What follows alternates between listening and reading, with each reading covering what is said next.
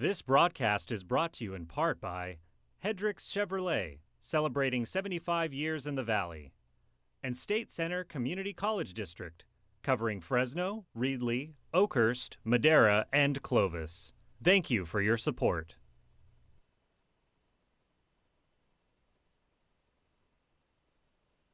High school football on CMAC. Hello again, everybody. I'm Dan Taylor, joined by the coach, Fred Clark. And Fred, tonight, up for grabs, sole possession of first place in the North Yosemite League. Yes, the winner of this game is going to have definitely the upper hand and be totally in the driver's seat, especially in Sunnyside's case. And we have a high-scoring, wide-open offense by Sunnyside and a very tough defense by Torres. Should be a great game. And the Torres Toros from Madera have won the toss. They are going to kick off, and we are underway from Sunnyside Stadium. Little pooch kick snared by the Wildcats at about the 25-yard line, and that's about as far as they're going to go on this opening kickoff. Fred, both these teams come in at 4-0, 5-2 overall, but very big contrast, as you earlier pointed out. Yeah, just huge contrast. The Toros, they like to play a physical ball, smash mouth football, and the Wildcats, they like to light it up. So we have a contrast, and Sunnyside speed against Torres' pluggishness. Tanner Wilson, the talented quarterback, up behind the center there in the shotgun, and he's going to give it to the back to start things off. Sanjay Burton, and he is wrestled down without gaining any positive yardage. Correction, Caden Pacheco, the ball carrier. Tonight, Dan, it's 81 degrees, very little breeze to speak of, just a great night for football. Mid-October, 81 degrees. Both these schools coming in, having won 4 consecutive games, 4-0 in North Yosemite League play, sitting at the top of the standings. Wilson looks for a receiver, dumps it off to Jones, and he breaks a tackle, picks up about 5, maybe 6 yards. Had Torres had him stopped for negative yardage, he is able to break away and get a decent gain out of that, bring third down a little bit more manageable.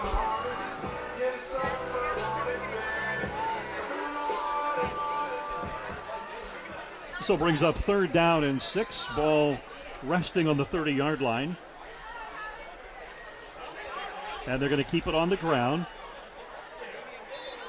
And it looks as though they do have enough yardage for the first down. Daquan Jones, the running back on the play. Sunnyside's trying to take advantage of Torres only having a 3-man front and maybe trying to establish a run. This is a little bit of a surprise. 3 wide receivers at the top of your screen. Wilson with the keeper. He's got 10 yards, 15. He's got clear field ahead of him. Touchdown, Sunnyside. Tanner Wilson going 65 yards with the quarterback keeper. And Sunnyside is on the board first. And we will see them customarily, as their custom, go for a 2-point conversion here after the first touchdown. Yeah, once Wilson got right that, boom, got by that initial line, nobody touched him.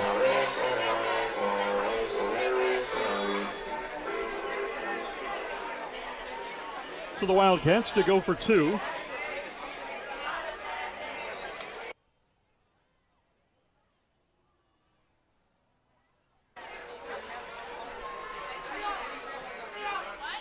Wilson under pressure, heaves it up, and it's caught. C.J. Jones. Torres had 4 defenders within 5 yards of that.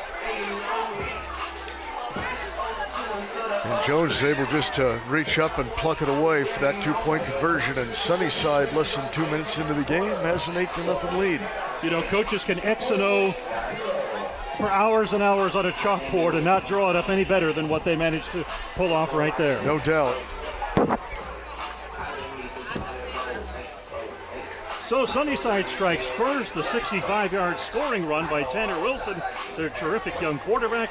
And then on the 2-point conversion, Wilson having to just heave it up under intense pressure And that's C.J. Jones, his outstanding receiver on the other end, pulls it down in the end zone, and it's an 8-0 lead.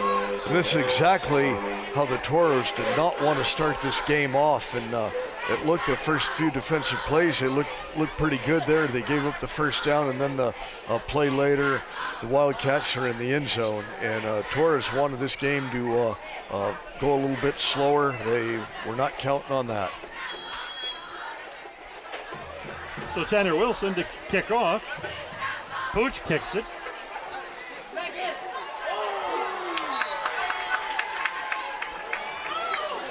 And the short kick. And if you're going to pooch kick it, that is the perfect pooch kick. It drops right in front of the receiver. He has really no time.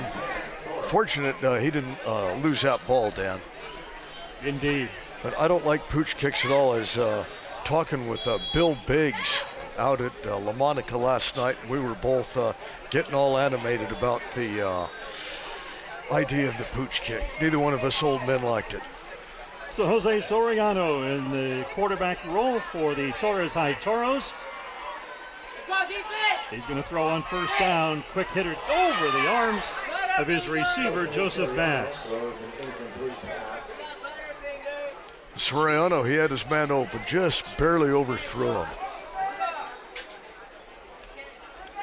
But Fred's Torres generally likes to keep the ball on the ground for the most part.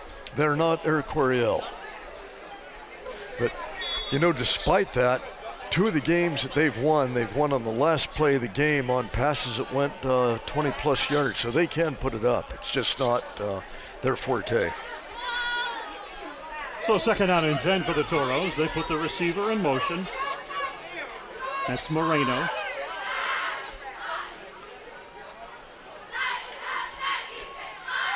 Give goes to the back, and he bursts through, and he's up around the 43-yard line, which is where he needed to be for a first down. And indeed, he's got the first down. And the Wildcats had 10 men within a few yards of each other on that last play, right up crowding the line of scrimmage, because they know what the Toros are going to try and do. But once you break that initial containment or initial hit, and you've got everybody cheated up there, you can really make some big yards. So after the first down, the Toros are going to come out and try to throw the football, but Moreno under a lot of pressure, and he just throws it away.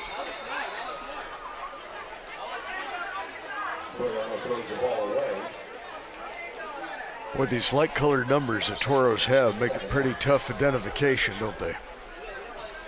Yes.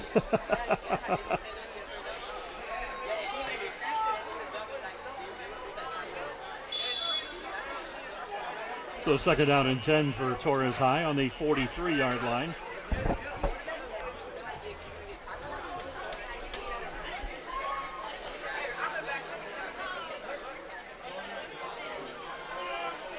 Give goes to the back, and he bowls his way for about 5 yards. Brings up a 3rd and about 5. The Wildcats, again, they had like 8 in the box, Dan. Joseph Bass, the ball carrier. Well, the Toros have a very, very big offensive line.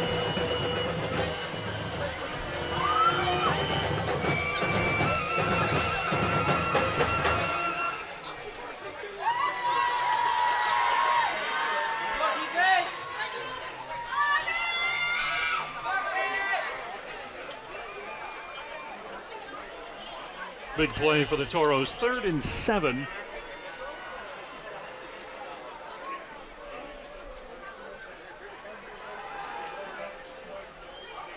Terrific catch and a first down, and a penalty flag flying as we have an injured receiver down on the turf. I didn't have any problem with that. After seeing it on the replay, maybe I'll have a problem with it, but it just looked like a good hit, but he was extended, that he was able to come down and hold on to the ball after that hit. That says something. Let's see the word from our referee as he comes over.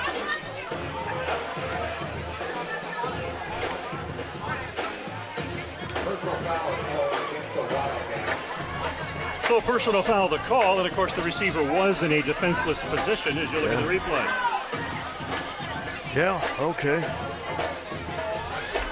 What a job he did holding on to that. Man, he took a hit. That was a terrific catch. That was Josiah Salinas. Josiah Salinas. He heads over to the Torres sideline. Give it a couple. Will bring the ball to the 28-yard line. He's giving some high fives. He just got the wind knocked out of him. He'll be back.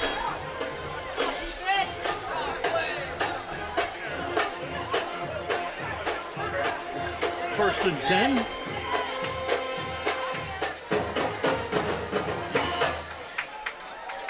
Give going to Bass. Breaks a tackle and continues to keep the legs churning and gets down to the 28-yard line. Picks up about 4, maybe 5 yards. Yeah, he's not an easy stop. And this is what the Toros like to do. And this is something, Dan, I love this kind of football. Now, they get 4 or 5 yards, and they're not in any hurry. You know, plays coming in, they're not dashing to the line of scrimmage. They want to take their time.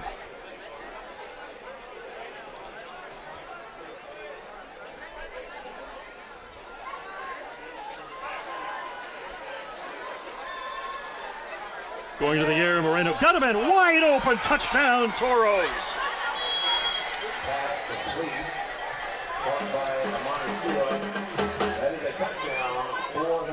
Armani Sua hauls that one in, but he was wide open running down the middle. Terrific grab and pass by Jose Soriano. Now will the Toros go for 2 to even it up? I'd be surprised.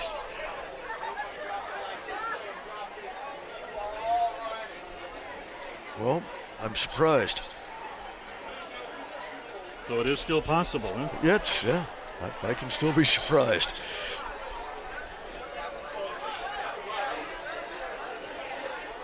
Castillo in motion, give going up the middle to Bass, down near the goal line. But he does not get in. And the 2-point attempt fails, and our scoreboard reads 8-6 Sunnyside.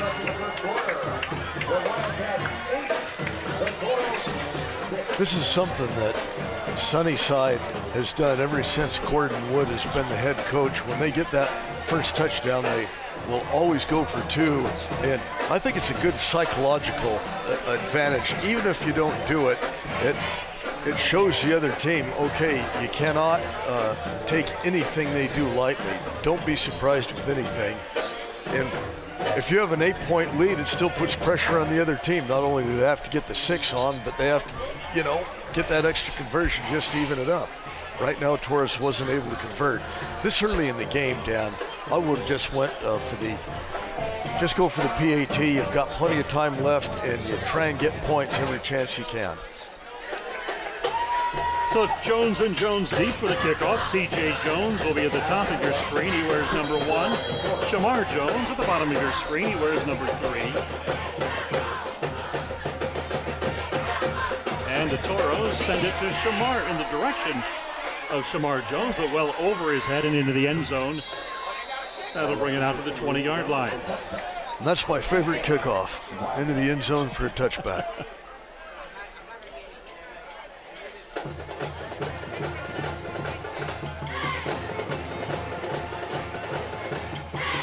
So it's 8-6 Sunnyside here from Sunnyside Stadium. This battle of North Yosemite League co-leaders, Sunnyside and Matilda Torres High School. If you're a longtime area resident and not familiar, well, Matilda Torres High School opened in 2020 in Madera. Matilda Torres, a 37-year teacher, counselor in the Madera Unified District. And the Toros in their second season of playing football. And they're out and playing very impressively. And they started out last year, their first game playing at all, or the first season playing at all. They won 2 games, and they were competitive in most of their games. Wilson going up top. He's got C.J. Jones, and he overthrows him. And Jones had a step on the double coverage. Jones has quite the size advantage, size and reach on his defenders.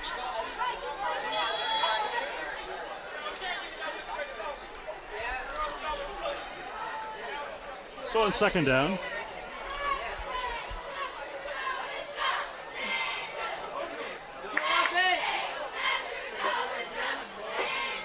Tanner Wilson looking to throw, but he's under pressure, and he's not going to get any yardage to speak of. Maybe a yard, maybe two at most, before he is brought down.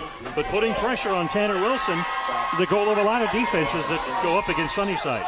Well, Sunnyside's got such skill at the quarterback and the wide receiver positions, and your defensive coordinators, they have all week to come up with some game plans, and come playoff time, teams are going to have an opportunity to check this out, and you're going to have a lot more pressure on him. And teams haven't jammed their receivers at the line of scrimmage to try and slow him down a little bit. I mean, a half of a second can just disrupt a pattern, like right there. Wilson in and out of the hands of Sanjay Burton. And that's going to bring up fourth down.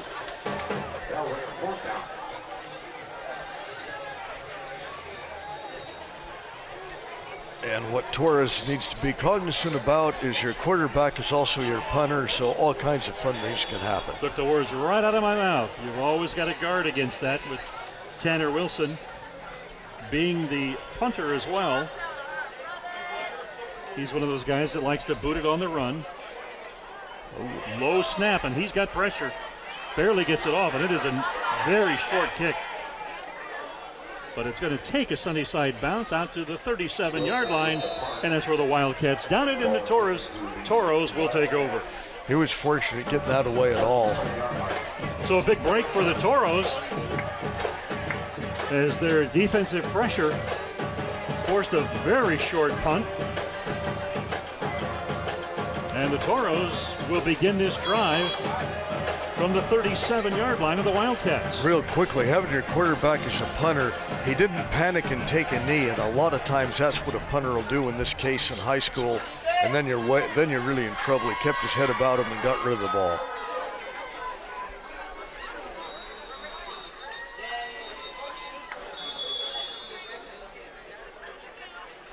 Well, Torres calls a timeout. They were a little concerned with that formation and the play clock running down, so they quickly jump in and take a timeout. And Joe Marquez, the Torres coach, has really done a terrific job building this program.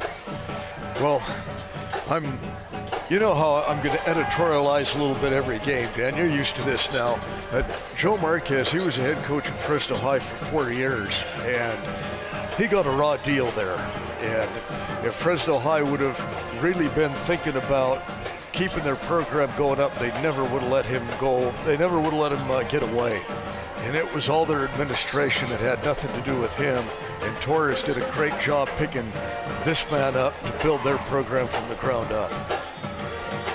Something else, I think they may only had 10 players on the field when they called timeout. So he very alertly burns a timeout to avoid a penalty.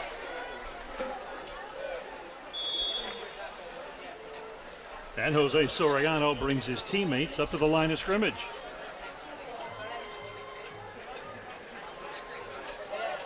They've loaded up the box, Sunnyside has. And Bass gets past the initial wall of defenders, picks up maybe a couple of yards to the 35. We'll see where it's spotted.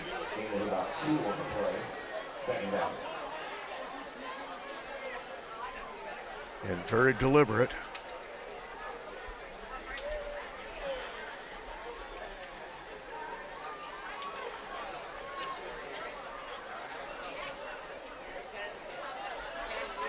So second down and about 9 yards for the Toros.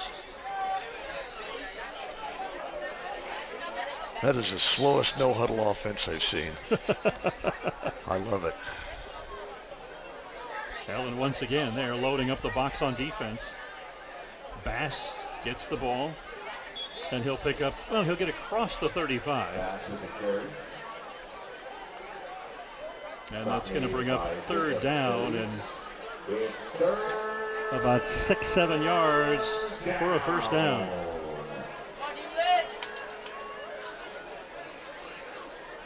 The Sunnyside defense is daring Torres to put the ball in the air. Oh, yeah. And that's dangerous because they've already been burned once for a touchdown.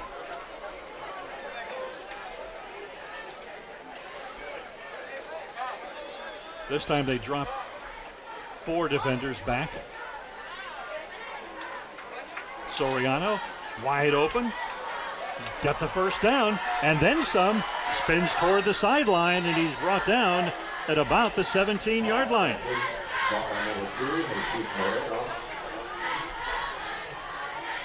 Moreno just went out far enough, just enough. He knew where he had to go to get the first down. Stopped, waited, and then really made a couple of good moves.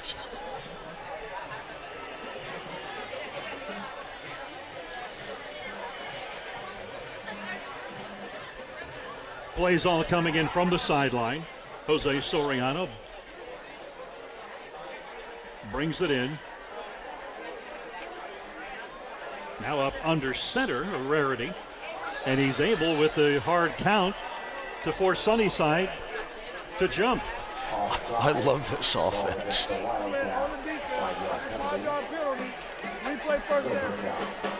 There you hear our referee tonight. Fred, who we got out there in the different color caps? After this play, we'll run him down. Soriano giving it to Bass, and he is caught at the line of scrimmage. No gain. Okay, the referee is Angelo Pointer. The umpire is Carvel Jones. Jeffrey Schaefer is a head linesman. Brandon Robinson is a field judge. Dean Musgrove is a line judge. Richard Vescarondo is a side judge. And Ty Locke is your back judge for this evening. So 2nd and 5 now. Ball at the 12-yard line of the Sunnyside Wildcats. Torres driving, hoping to be able to take a lead here in the first quarter from Sunnyside Stadium. Bass picks his way through, continues to bowl down near the 10-yard line.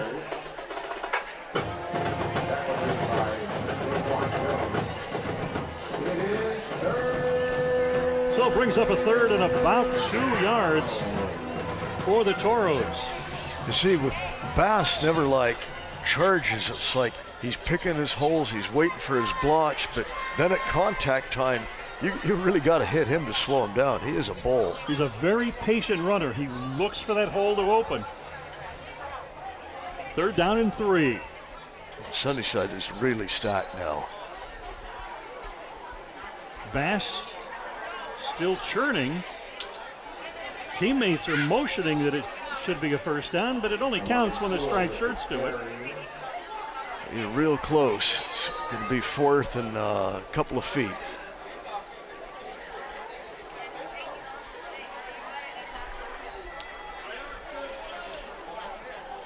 And it would appear as though the Toros are going to go for it.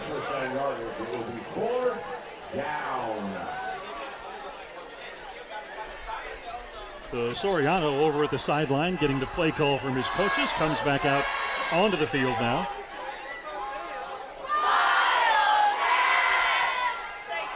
Yep, I thought he was going to go down under center again, and he is. And he himself, with a little help from the back behind him, is going to try to push his way over for the first down. Look from here like that initial surge was enough. And our referee does in fact signal. We've got a first down for the Toros.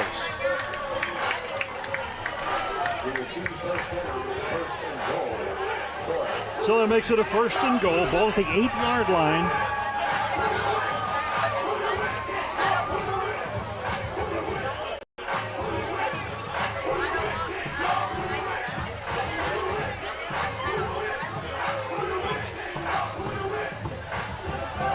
Three receivers at the top of your screen. Soriano this time out of the shotgun. Going to go to the air. Touchdown. Soriano with a very quick release. Well, you had pointed that out in the pregame drills. Soriano, man, he just gets it. He flicks it real quick. He's got some authority on that. And Josiah Salinas pulls it in for the touchdown. And he really gets something on the ball as well. They're in a hurry. That's just a perfect type of drive that the Toros like to do. I mean, they pound it on the ground and get a key first down and a touchdown through the air. going to go for two again. Indeed, they line up for two.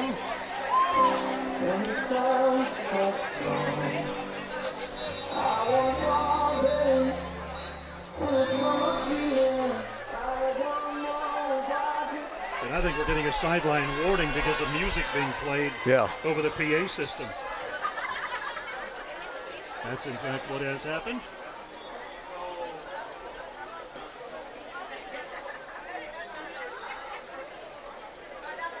Soriano with a keeper, fakes the handoff, and trots into the end zone.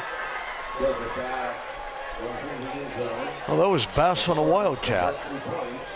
We didn't catch that one. Very good, very good.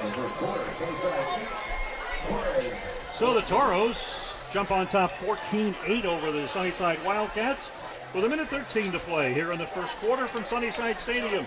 Glad you're with us tonight on CMAC for North Yosemite League football. Dan, no matter what happens the rest of the game, how the Toros have played this first quarter is exactly how they drew it up. Well, with the exception of that long run by Wilson for Sunnyside's touchdown, but they wanted to keep the ball out of Sunnyside's hands, and I think Sunnyside's run, 7 plays this quarter so far, and the Toros have held on to the ball and eaten the clock. Well, a good difference from the Sunnyside team that we saw about 3 weeks ago. In that game that we saw 3 weeks ago, they racked up 22 penalties. Yeah. And tonight just one so far, so that's a big, big difference as the Toros are going to kick it off. C.J. Jones. Now, that looked to me as though he signaled a fair catch.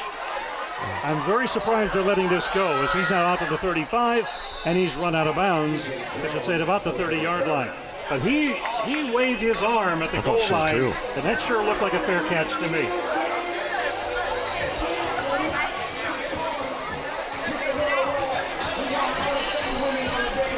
Maybe the lights were in his eyes, Dan. So with 1:06 to play. With 1:06 to play here in the first quarter, Sunnyside finds itself trailing in this game 14-8.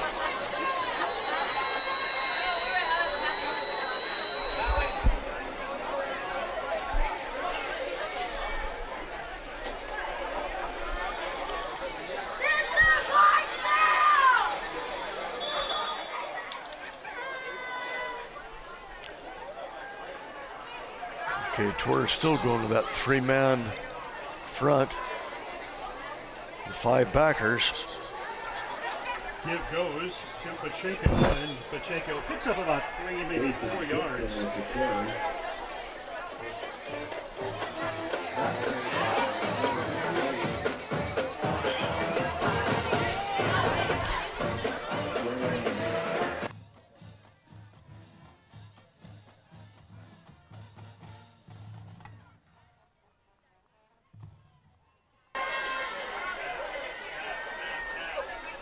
Wilson going up top. He's got a receiver, and he's got it.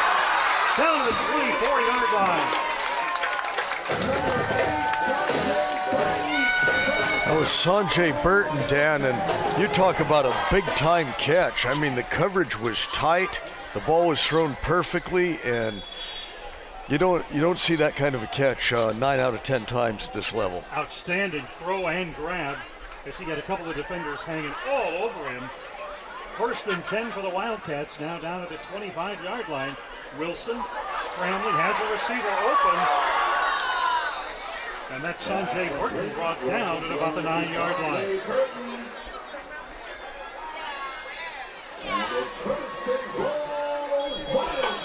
And this is exactly the rhythm the Wildcats want to be in, get the other team on their heels a little bit.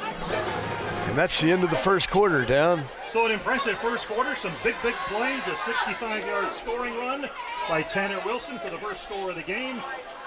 And that huge pass play that puts Sunnyside deep in Torres territory, and they are now 1st and goal from the 8-yard line as these two teams are huddling up around their coaches.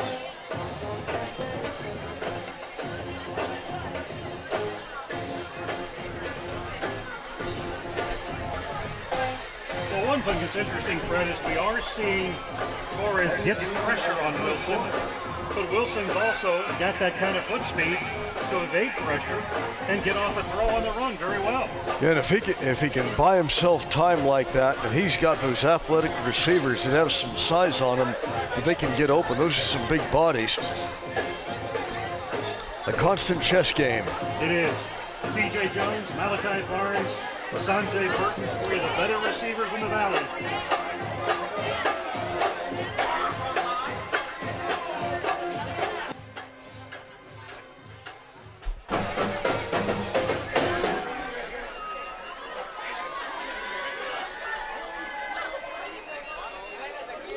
So the team switching sides.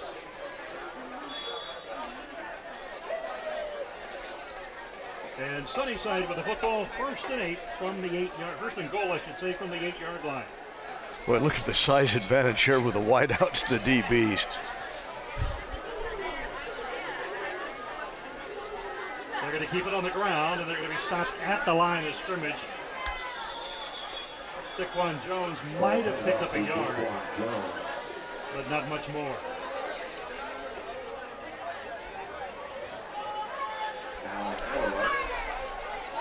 And the Toros defensive brain trust is in the booth right next to us, and they're scratching their heads trying to stay ahead of things up here. I wondered why you had that glass against the window. Wilson going to try to throw, flush from the pocket, trying to run, and he gets, I think he may have lost a yard or two there. Wilson was sacked in the backfield. Strong defensive effort by the Toros.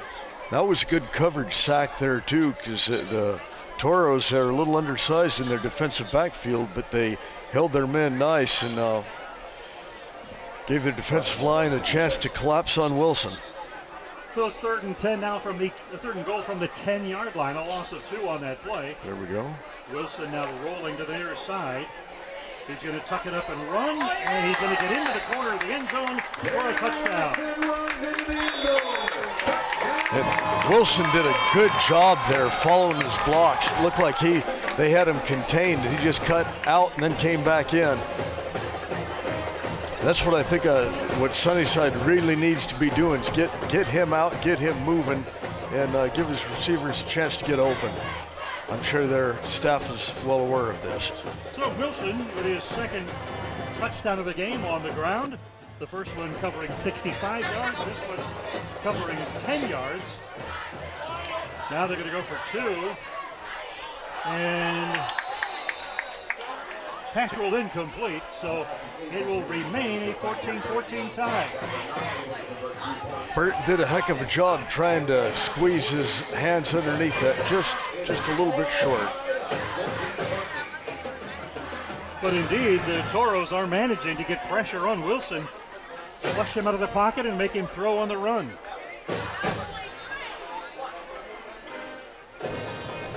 So here early in the 2nd quarter, we're tied at 14. In this battle of 2 teams tied for 1st place in the North Yosemite League. And when you look at the 2 remaining games, Sunnyside's 2 last games they're going to be a very heavy favorite in both games, and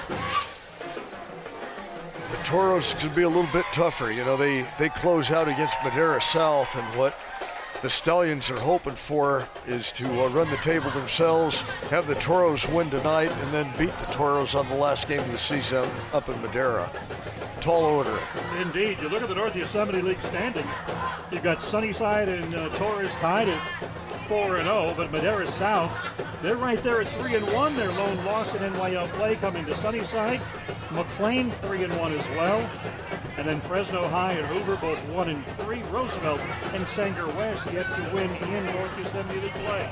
Well, Roosevelt's probably about the best 0-7 team that I have in recent memory, because every game they've played, they've been in it. Some they've had a decent lead and let it get away. And it's a real testament to the coaching staff and to the players that they continue to play hard. Yeah.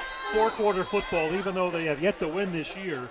Dwayne Wright and his staff doing a terrific job, and those young men are really playing hard. And the game they had, the NYL opener against this Torres team, it was here in Sunnyside Stadium, and the Toros got a 25-yard touchdown on the last play of the game. It would have sent it into overtime. And games like that just crush you, you know, when you've battled and you lose like that. But the Rough Riders have, you know, they're still playing competitively, and they may get their first win out of McLean against Hoover tonight. So the Toros with the football on the 33-yard line. Soriano, just overthrew his receiver near midfield, incomplete. Fred, before the game, you noted a special presentation taking place at midfield during the coin toss. Yeah, the longtime groundskeeper here at Sunnyside Stadium, Rick Perez, he was honored. I guess he's retired, and I hadn't seen him out here in a couple of years, and he was with Valerie Davis from the Fresno Unified School Board, and they had a nice presentation for Rick. What a good guy he is.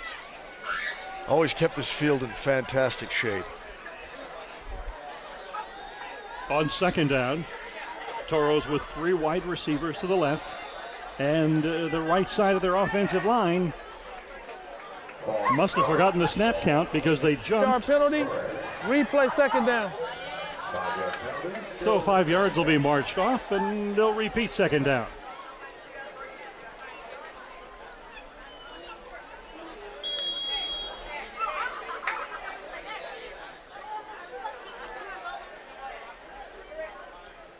When you like that ground and pound offense, you have something like that happen, and you have to go 15 yards instead of 10, and now you only have maybe 2 plays to do it. Not too much fun. Low snap. Soriano now under pressure, looking for a receiver, and he's got one. Ball skips off the turf, incomplete. Got flags down again, Dan.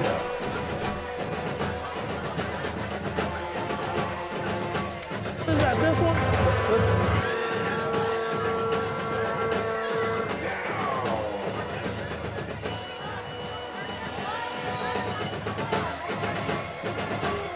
Do we have a call, or did we just have a drop flag?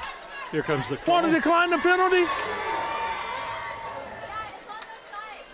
And downfield. Yeah, illegal man downfield on the offense. Yeah.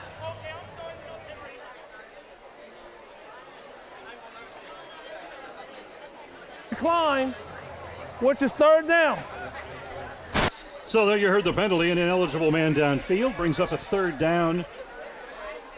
And that happens a lot when a quarterback's flushed out of the pocket. If it's a timing route, now the quarterback's flushed out of the pocket, but the linemen have done their job. They've held to a certain count and then released as they're taught. Only the quarterback is running around for his life and hasn't gotten a throw off yet. And then your right guard's down there looking to throw a block. Soriano up top, nobody there, intercepted. Ball intercepted by Caden Pacheco. Now there's flags down. I wonder if we had a hold back here before. Is that why there was no wide receiver anywhere near the ball? Let's hear.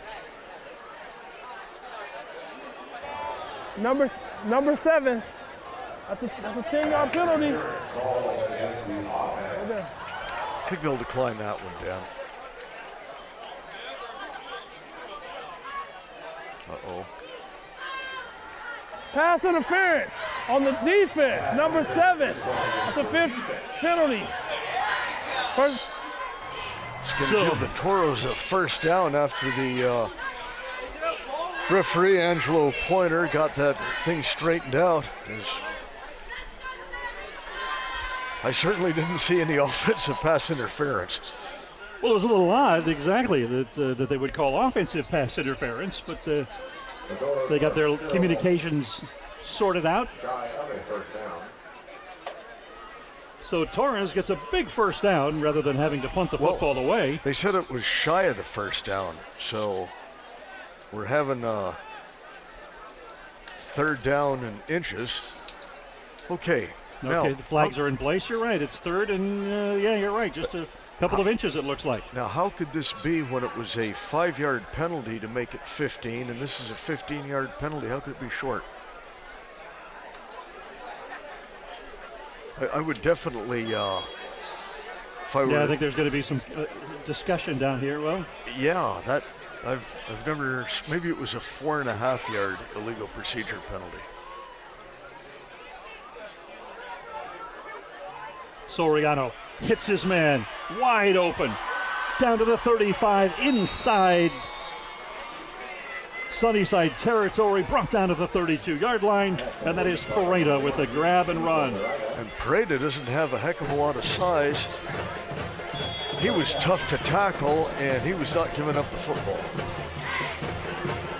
So I guess that makes the illegal procedure penalty a moot point, doesn't it? Indeed it does. So 1st and 10 for the Wildcats on the Sunnyside 32-yard line.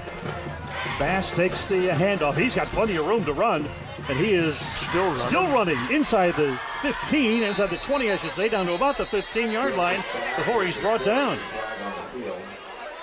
Got 2 flags coming in. It's probably a hold. Yep. Holding called against the Torres. You know, Dan, if you're around football games enough, you find things that, and you and I have been over this, even baseball game, football, sometimes you just find things you've never seen before. Tonight, I'm going to focus on the Sunnyside band, and their band director is sitting on a scaffolding playing a clarinet. I've never seen that before.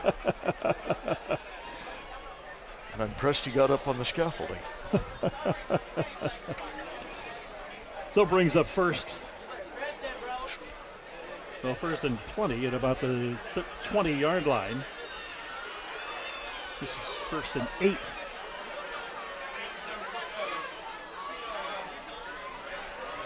The run picks up about 3 yards for the Toros.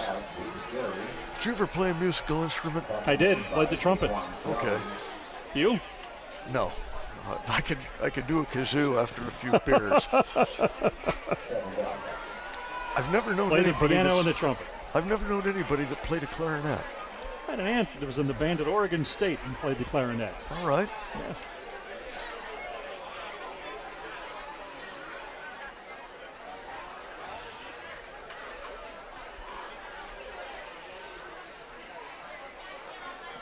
Soriano, receiver is open. He's got it. Touchdown, Torres.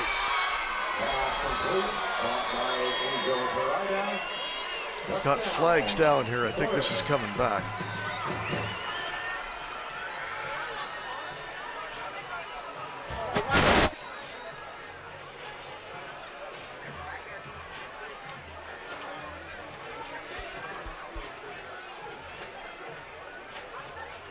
Waiting to hear the call.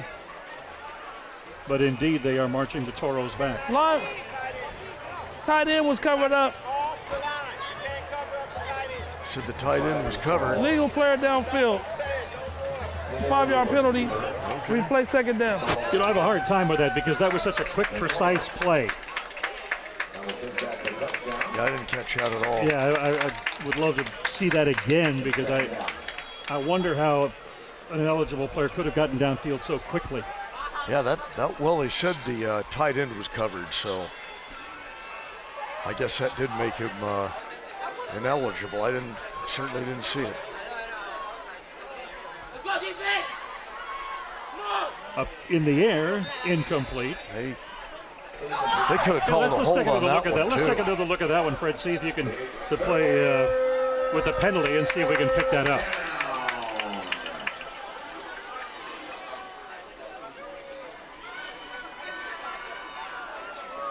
Yeah,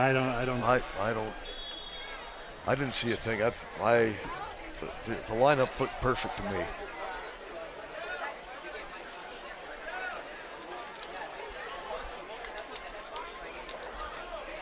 Well, I was looking across the way to see if we had people going berserk on the Torres sideline. I didn't notice it. So.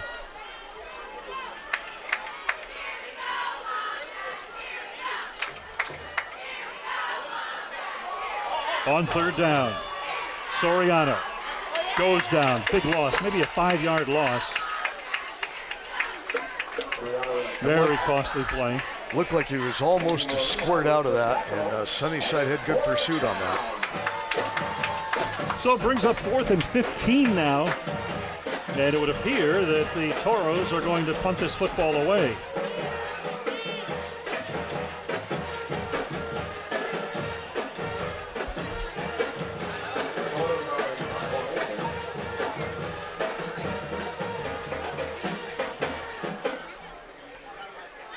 Definitely keeping an eye on this. Sunnyside, I think they're going to be just holding back. Yeah.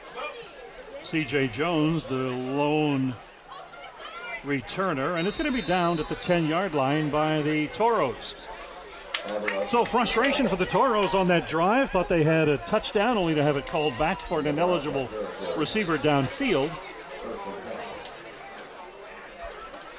But they held on to the ball close to 5 minutes on that, too. And Sunnyside takes over. And both of Sunnyside's touchdowns, boy, they've come quick. And lightning strikes. This You're is right. what they do. So they begin this possession at their own 11-yard line. 4 receivers at the right of your screen. Tanner Wilson can't find an initial receiver. Now intercepted. And the Toros get the ball right back at the 20-yard line. That ball went right out of Burton's hands. It looked like he had that and just squirted out. Josiah Salinas coming up with the interception. Penalty flag flies in a location and a time after the play that is often an unsportsmanlike conduct penalty. Let's take another look. Here you see it, Fred. Yeah. Right through the hands of the receiver.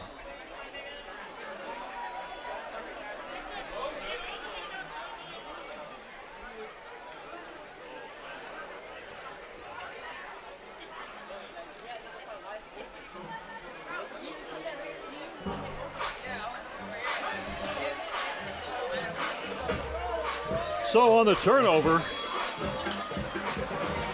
Torres regains possession of the football, and it's placed at the 19-yard line at Sunnyside.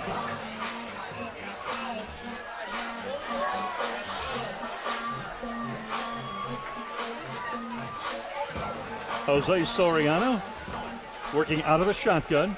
He's got Joseph Bass behind him in the backfield. Gives to Bass. Oh, he's got a gap, and he's able to pick up about 4, maybe 5 yards up the middle. And it momentarily freezes the defensive line for Sunnyside. They're not sure if it's going to be go first or the quarterback's going to take off, so they're just frozen for just a second. That gives Bass enough time to do a little slice through and get some good positive yardage. So they'll say he got 4 yards, and it puts the football at the 6-yard line. That took a a correction long, at the 15-yard line, 6 yards to go for the first down. Took a long time for 4 yards there, didn't it? It did. Soriano wants to throw, flushed from the pocket, brought down inside the 15. Solid hit. And it's third down. So Jose Soriano on the keeper runs the football to the Sunnyside 14-yard line. They've got to get inside the 10 for the first down. 14-14 our score, 5:50 to play in the first half from Sunnyside Stadium. The co-leaders in the North Yosemite League. Give goes to the back in motion. He turns the corner up near the first down flag. Did he get it? Fred is frantically shaking his head no. Close.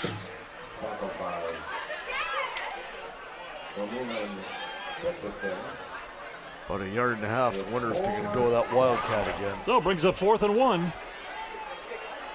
And I'll try not to be fooled this time if indeed they do.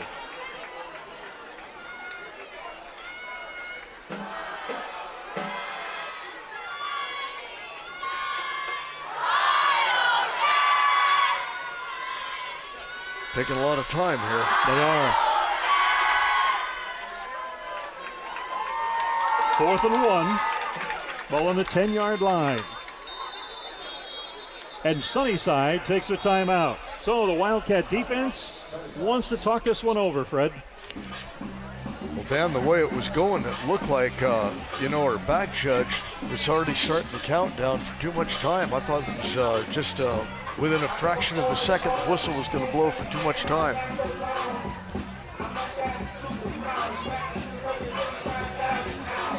So the Torres Toros hoping to capitalize on that interception. They got a big break in this 14-14 game, and they'd like to take advantage and put some points on the scoreboard.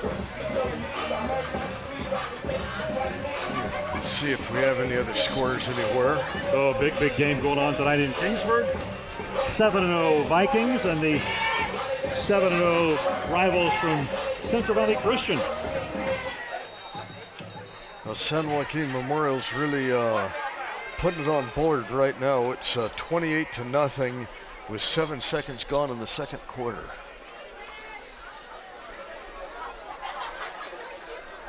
Yeah, that Kingsburg CVC game, I saw CVC earlier in the season against Clovis North, and good game, and they beat North by, I think, 13 points. That's a good football team. Give goes to the back, who gets tripped in the backfield, and he may have been brought down shy of the first down. The Wildcats coming off celebrating as if they have managed to hold. And indeed they have. So Sunnyside holds on fourth down, and they take over the football at the 9-yard line. That was a key play for the Wildcats, because now the Toros have had the ball down inside the 30. The last 2 times they've come down and they came away with no points. They got a turnover. You have to capitalize. You can't let teams like Sunnyside off the hook like that. You got to put on the points when you can. Sunnyside, they were in a little bit of disarray after that interception. See if they've calmed things down now. Well, the Sunnyside Wildcats able to breathe a big sigh of relief. Tanner Wilson going deep. He's got a receiver out of bounds. Nope, they're saying it's a catch. At the 42-yard line, big grab on a 32-yard pass to C.J. Jones. Gets you out of the jam real quick, doesn't it? Here we go. Boy, these Wildcat receivers can really make some catches. They're very good. That ball was really well thrown. Wilson rolling to the near side, looking for a receiver, can't find one. Now dodges a couple of defenders and slides out of bounds. Picks up about 4 yards on the play. Gain of 4 on the play. Second down. Wilson's got some speed. He can be deceptive. He was looking to make something happen. It looked like he wanted to cut back inside and thought better of it. Still came up with a good solid 4 on that. Second out, about 6 yards to go. Give goes to the back. That is Pre. And he gets across midfield before being run out of bounds.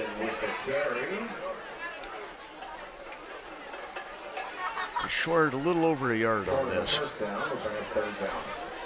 But the Wildcats do not punt when they have less than 4 yards to go on fourth down, pretty much wherever they are on the field. I don't always agree with that, but it does give you some exciting football. 3rd and 1.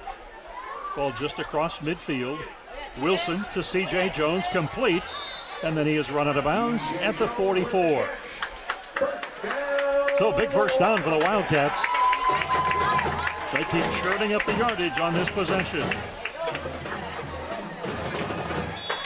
Well, C.J.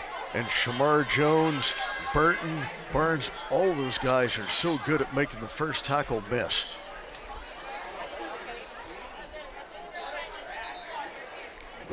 Daquan Jones brings it up to about the 36-yard line.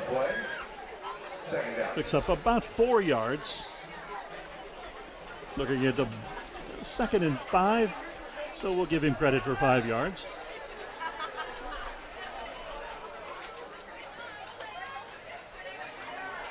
Once again, Jones with the football up near the 30-yard line, and he's got a first down.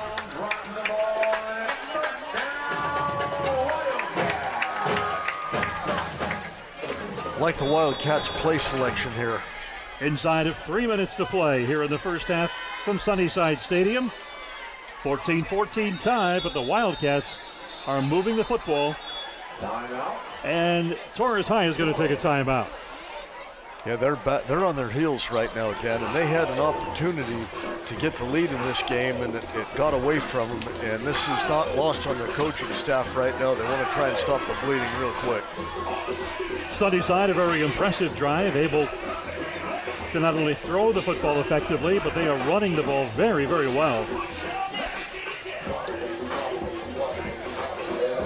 And the Torres front would appear to be very fatigued at this point. And the Toros do not have a lot of depth.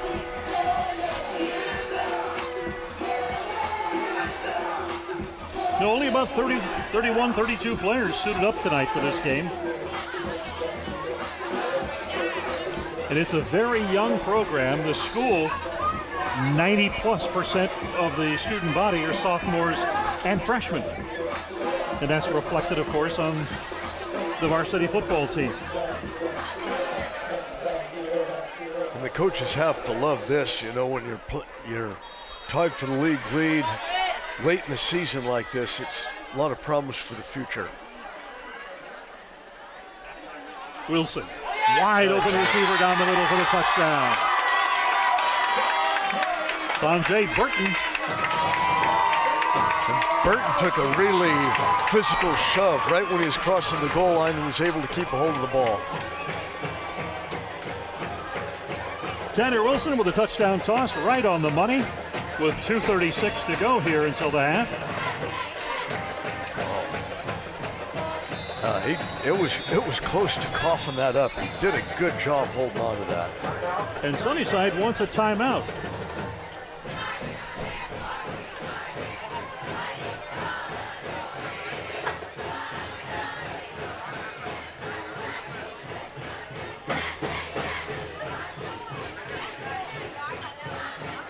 A lot of John going from the coaching staffs that look like across the field there. You know, I was noticing that too. Very strange.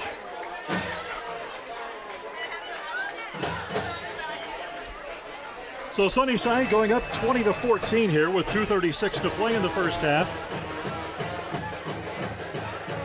It was a very balanced drive down the field. I was real impressed by the Wildcats play calling on that. They really mixed it up nice.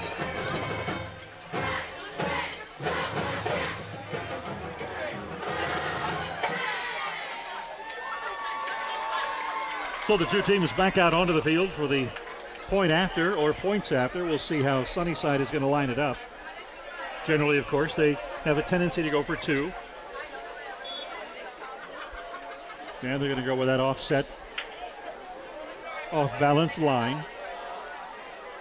Tanner Wilson throws it up for grabs, and it's knocked down by the Torres defender, and the two-point attempt fails. So that leaves us with a 20-14 score as the Sunnyside Wildcats take the lead here with 2:36 remaining until halftime.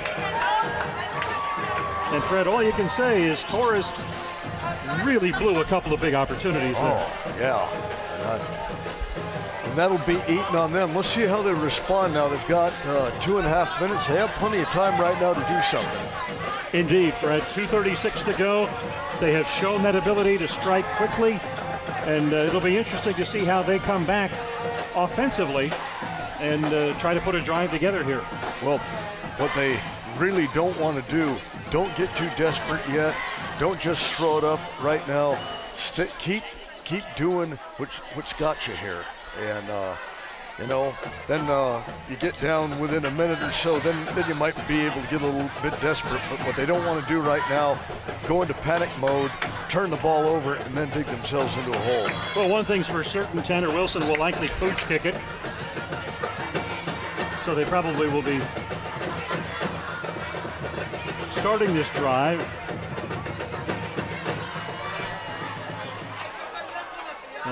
The ball squirting all around the field. And the Toros leap on the ball at the 29-yard line. I applaud that. That is my favorite type of short kick.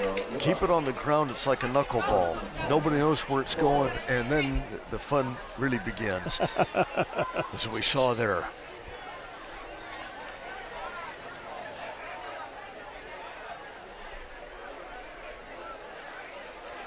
So Torres High to begin this drive from the 29-yard line.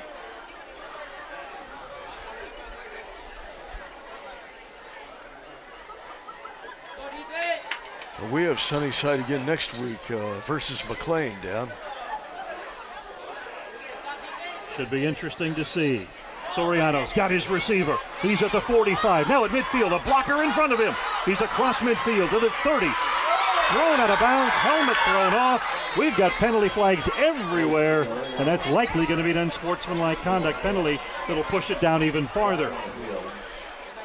Flung out of bounds at the 26-yard line. We'll see what's coming next. All those things I said about playing cautious, you know, take it slow, disregard that. Face mask. A 15-yard penalty. Now there you saw and heard the personal foul, face mask call. That wasn't just a face mask, that was like a helmet rip. Indeed it was, and that's going to march the football down to the 13-yard line. Big break for the Wildcat, for the Toros, I should say. Can they capitalize? They had a couple of breaks earlier in the quarter and couldn't. Soriano takes off running. He's got an easy route into the end zone for the touchdown. Yeah, they still gave the Wildcats 2 minutes and 3 seconds to respond to this.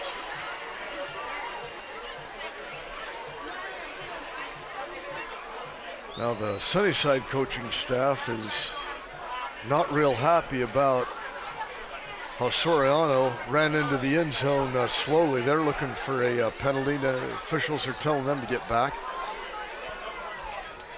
Yeah, they're pretty angry. They seem to feel that, and they're going to, let's take a look here as the extra point is up and good.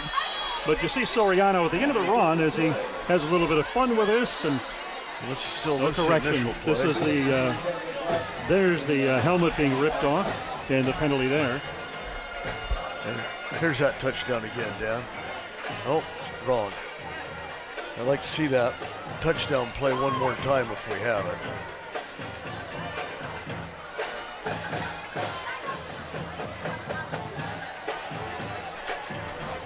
Here we go. This looked like it was a planned play all along.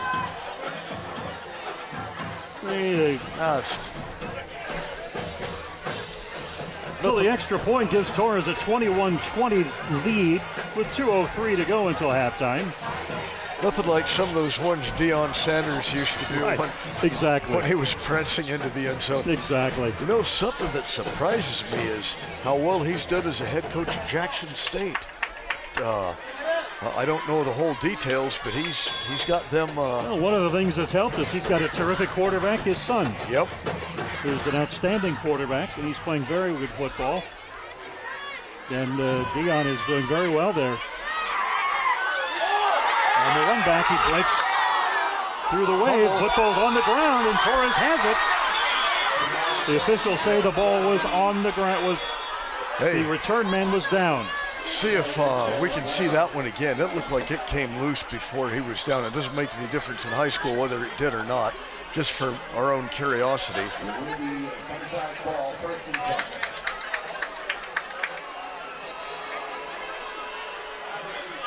So Sunnyside will have it 1st and 10 from the 24. Let's take a look here.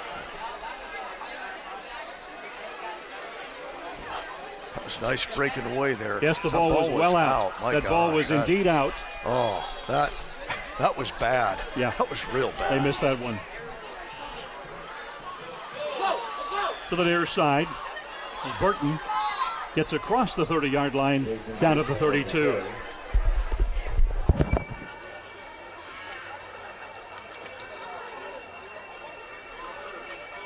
Pick up about 6 yards for the Wildcats. Minute 45 on the clock until halftime here at Sunnyside Stadium.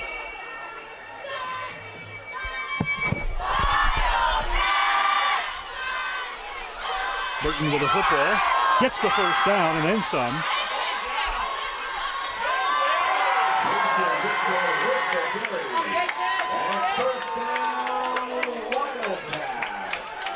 We've got some really unhappy coaches over on the Madera South side. That kickoff return was definitely a fumble. I don't know what happened in this one. It looked like he was down on this.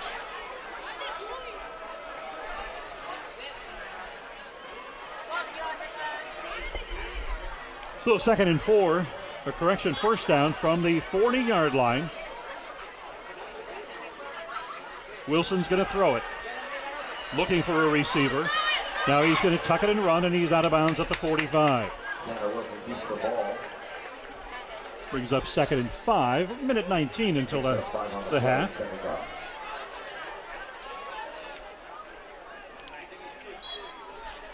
At Sunnyside, they have plenty of time. They have one timeout left, but with this quick strike offense, timeouts really aren't that significant.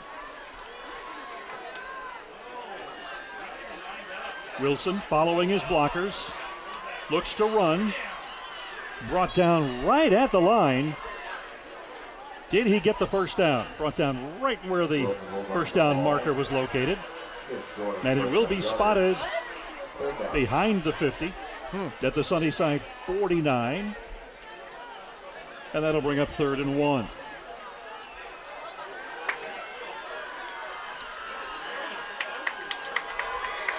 Three receivers to the near side. Torres is playing soft right now. First down and then some.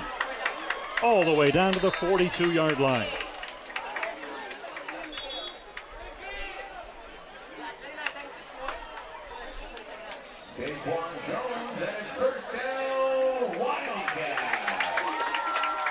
So Daquan Jones with a big gain. And that takes it to the 38-yard line of Sunnyside, where it's 1st and 10. 31 seconds left. Wilson wants to unleash one, and he is going to be buried under an avalanche of pressure. He did a good job just getting any type of yardage on that. And then the Wildcats are going to use their last timeout. With 20 seconds left on the clock.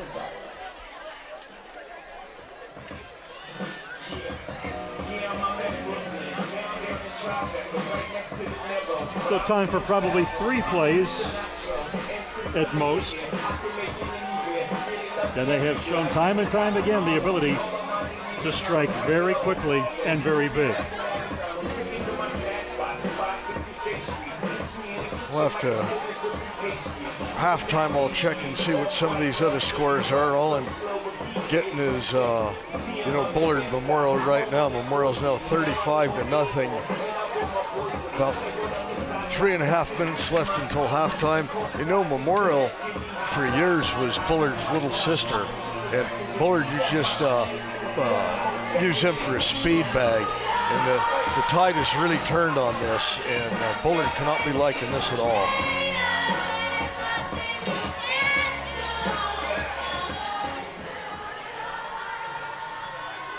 Second and 10 from the 41-yard line. Wilson has plenty of time, throws. He's got his man down on the sideline. C.J. Jones hauls it in at the 29-yard line.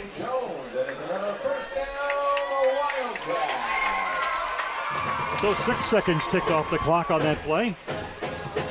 Yeah, you were right. Probably a good 3 plays.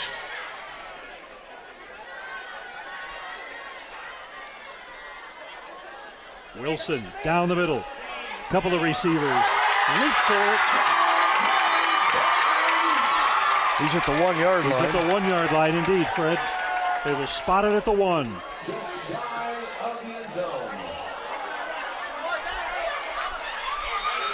They may have had too many men on the field.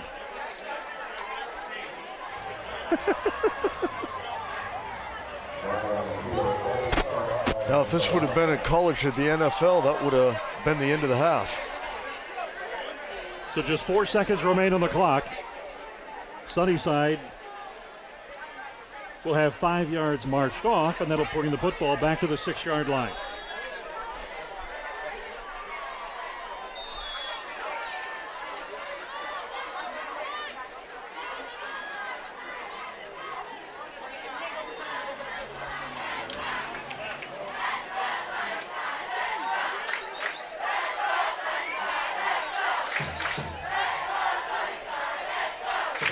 If Sunnyside had any type of kicking game, this would have been ideal for a field goal. 2 seconds.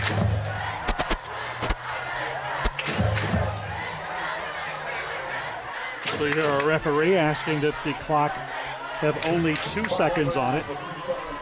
Yeah, Joe Marquez is beside himself over there on the Torres sidelines.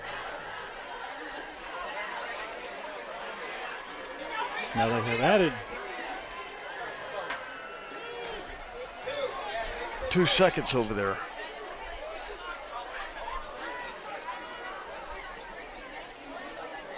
The scorekeepers are trying They've to... added 2 seconds instead of taking 2 seconds away. Now they've got it.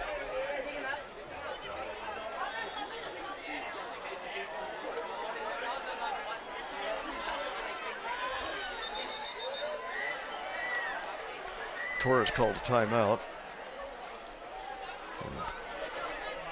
It's going to be another discussion here. So just 2 seconds left on the clock, but it'll probably take us 10 minutes to complete them, then get to halftime. Yeah, we've seen this once or twice.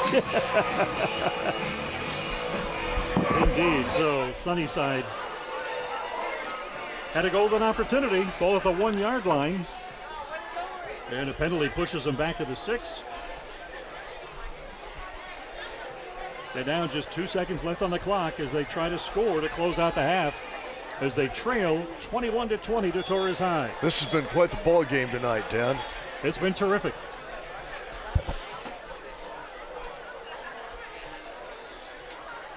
We've seen some exciting action, some outstanding talent, and some frustrating missed opportunities.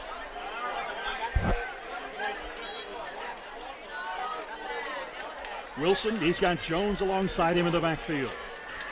Wilson looks for a receiver, fires into the end zone, he dives down. P.J. Jones pulls it in.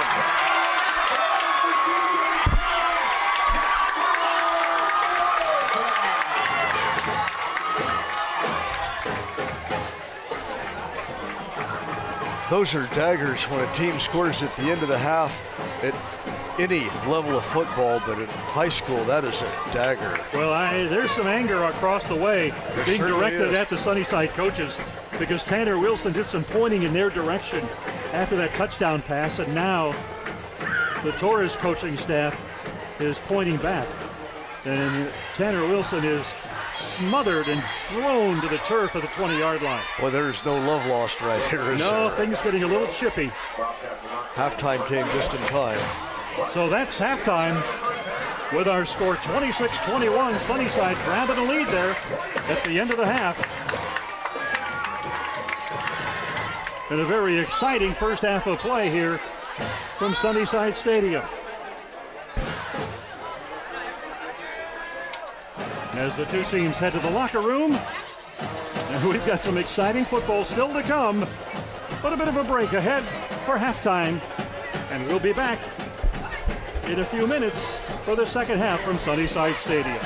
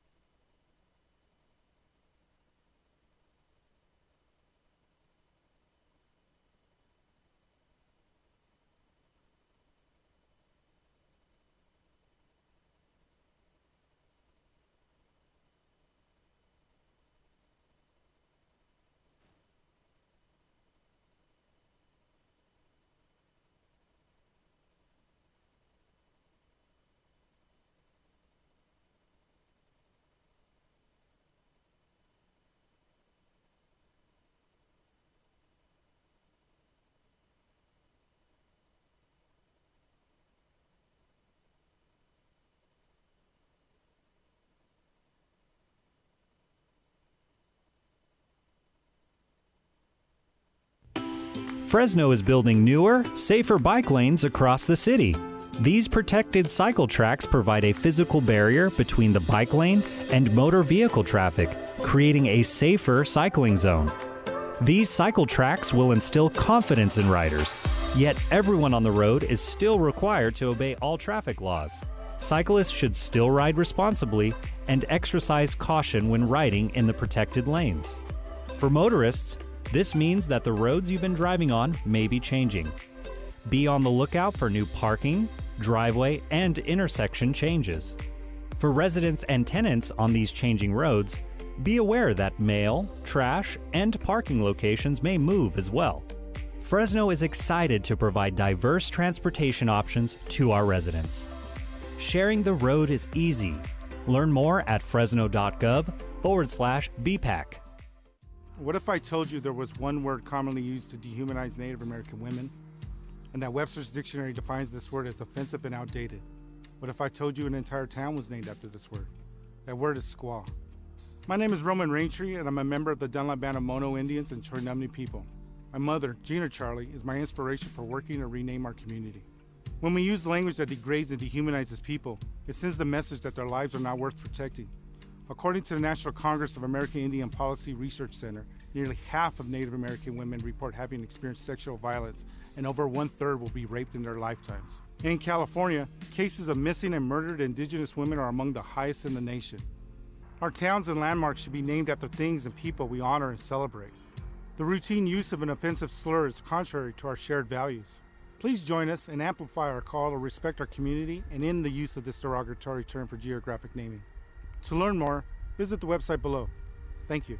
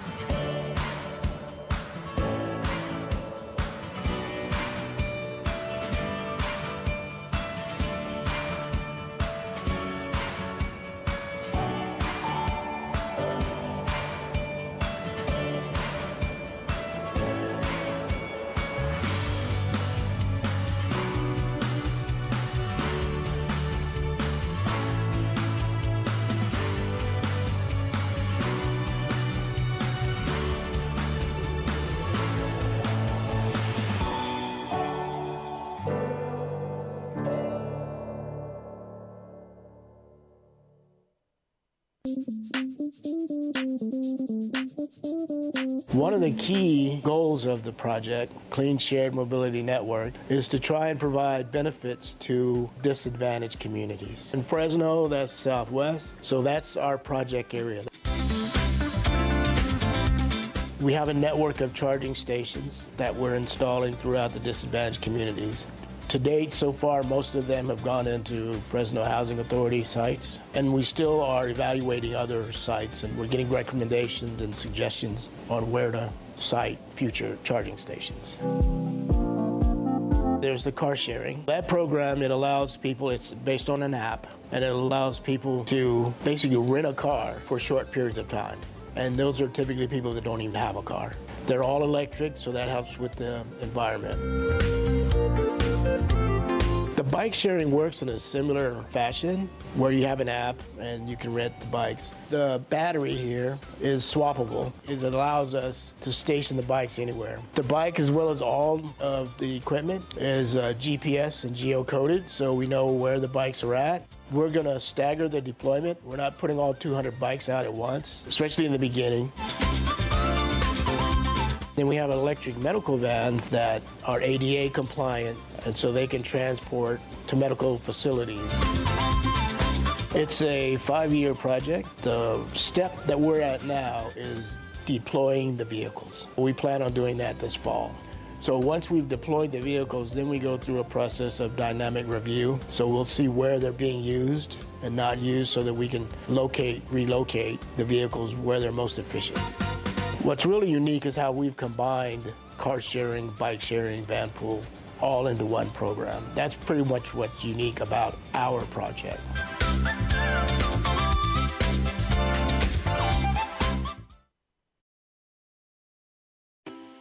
Why did the chicken cross the road? I don't know either, but now they can cross in any direction at pedestrian scrambles.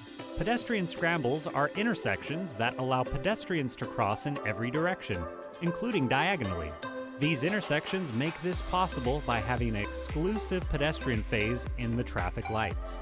To use a scramble as a pedestrian, press the walk button when you arrive at an intersection and wait for the current green light cycle to complete. When the walk signal lights up, cross in any direction of the intersection. Drivers and cyclists should continue to focus on traffic signals and only proceed when the traffic lights are green. Sharing the road is easy.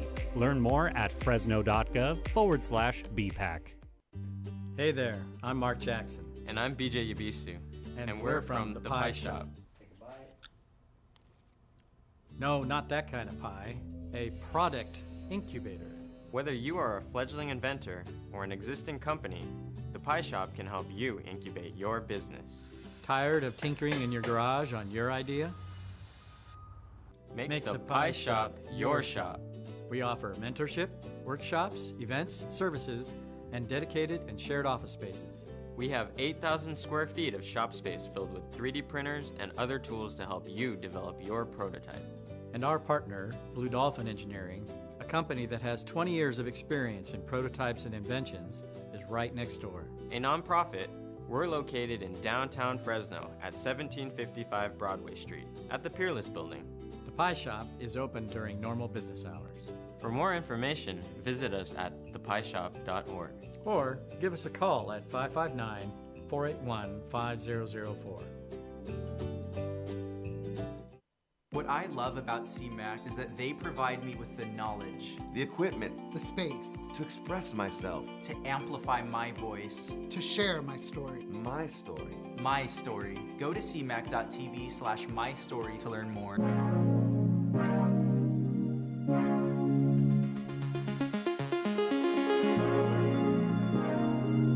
In Southwest Fresno, it's just been this barren land forever. And trees are a representation that not only life is becoming involved into that particular area, but that there's a sense of care for people in that area. Now, the object itself may be small as a tree or as a small seed, but the symbolism of what it is, it's huge, because if you water that seed and if you water that tree, it grows into something that's huge. All total, this project planted over 405 trees in Southwest Fresno, and it's just really made a lot of improvement in the area. This was part of the Southwest Urban Expansion Project as part of the TCC grant. You know, it was just specifically identified for this region that's underserved, some of the poorest air quality in the area. It really benefits the residents here, but it also benefits the businesses in the area. It benefits the air quality. So it's really a regional benefit, more so than just right here on this particular street. We're reconstructing the irrigation to modern irrigation systems that are drought tolerant. We're making sure that we're planting the correct tree in the correct place and the trees that are going to thrive in this environment. All right, we're going to put a little dirt in. It may seem small to others, but it's huge because of what it represents. It represents new beginning, a new beginning that one day will become a life change for so many people, especially in an area that's disenfranchised. There's transformation that's happening, and it's happening because of projects like this. So we're grateful for it. We can't wait to finally have some Kool-Aid under the shade.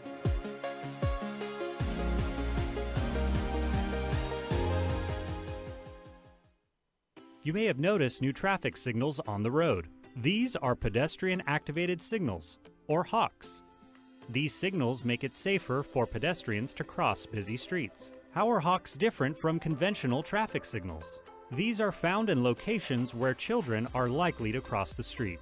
Unlike green, yellow, red signals, the HAWK is only operational when activated by a pedestrian. When the lights are off, drivers may proceed with caution. When activated, the yellow light will flash, warning drivers to slow down. Then, the yellow light will turn solid, telling drivers to prepare to stop. The two solid red lights will tell drivers to stop completely for the pedestrians. Then the red lights will flash to let drivers know they can proceed with caution. The signal will then go dark until activated by the next pedestrian. When the walk symbol lights up and it is safe to do so, pedestrians can cross. Always look both ways before crossing. Sharing the road is easy. Learn more at fresno.gov/BPAC. Hi everybody, this is Sarah. And that's T, and we're Pedal Junkies. And we're here to tell you all about Fresno County Bicycle Coalition. The Fresno County Bicycle Coalition is an organization that promotes safe bicycling for everyday transportation and recreation in Fresno County. We do this by providing community events that promote safe cycling. We offer smart cycling classes, community rides, and bicycle advocacy all over the county of Fresno. Want to know more about Fresno County Bicycle Coalition? Go to fresnobike.org and check it all out. See you in traffic. Learn how to make videos at CMAC. Get more info at cmac.tv. You are what you litter. Coffee cups, cigarette butts, food wrappers, soda cans. Litter heads are a major problem. But we all have a choice. Don't be a litterhead. One vision, one mission, one Fresno. Together, we can beautify Fresno. Find out how at beautifyfresno.org. What I love about CMAC is that they provide me with the knowledge, the equipment, the space to express myself, to amplify my voice, to share my story. My story. My story. Go to cmac.tv/mystory to learn more. A community garden, it brings so much more than we even envisioned that it would bring. This is the Yosemite Village Community Garden and Urban Farm Incubator Program. This front part of the garden is the community garden. So there are spaces that community members can come out and check out for them to grow food for their own families. If they need coaching or they need help on what to plant in season or get access to seeds, we also help them do that. The other half of the property in the back, we have a farm incubator program where we work with farmers to give them a ½ acre of land so that they can start developing their own business plans. They can start farming and getting used to like farming at a little bit larger scale. Our farmer Miguel has been working in farm work labor for over 10 years and he had not had the opportunity to start his own business or to get the opportunity to manage his own operation. But he really has a passion for agriculture, and so that this is what he hopes to be doing full time. You guys want to go for a walk? We also go into the classrooms and teach in the classrooms, and then also bring kids from schools to the garden to learn here. We have volunteer days every Tuesday, Thursday, and Saturday. So if someone wants to start gardening and they don't feel like they know how to do it, or they're not comfortable with getting a garden space yet, but they want to learn, they can always come and join us during those times. Or if you're a future farmer looking for some space and some training and guidance, we have that program here too.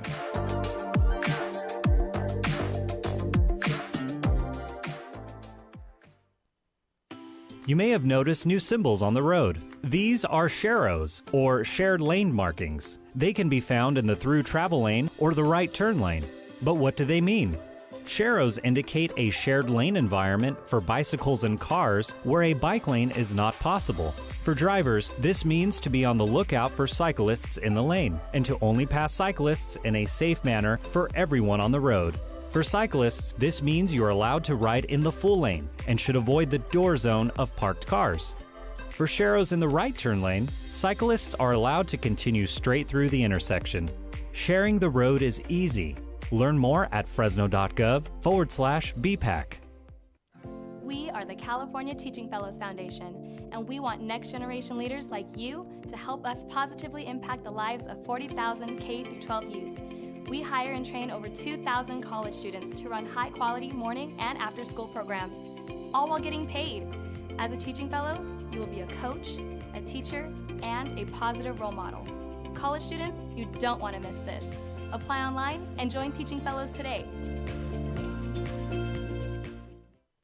Today, nearly 1 million people in the United States are living with Parkinson's disease. My husband Mel is one of those people. I'm Patty, his wife and care partner. Early signs of Parkinson's can be subtle: a tremor in your hand, stiffness in your body, short shuffling steps when you walk. Know the signs and how to spot them in yourself or someone you love, and know what to do next. Early diagnosis and expert care can help manage symptoms and improve the quality of life for a person with Parkinson's. The Parkinson's Foundation is here for you. Learn more about the early signs and discover the free resources available for people with Parkinson's and those who love them at parkinson.org. Find answers and join us in the fight against Parkinson's.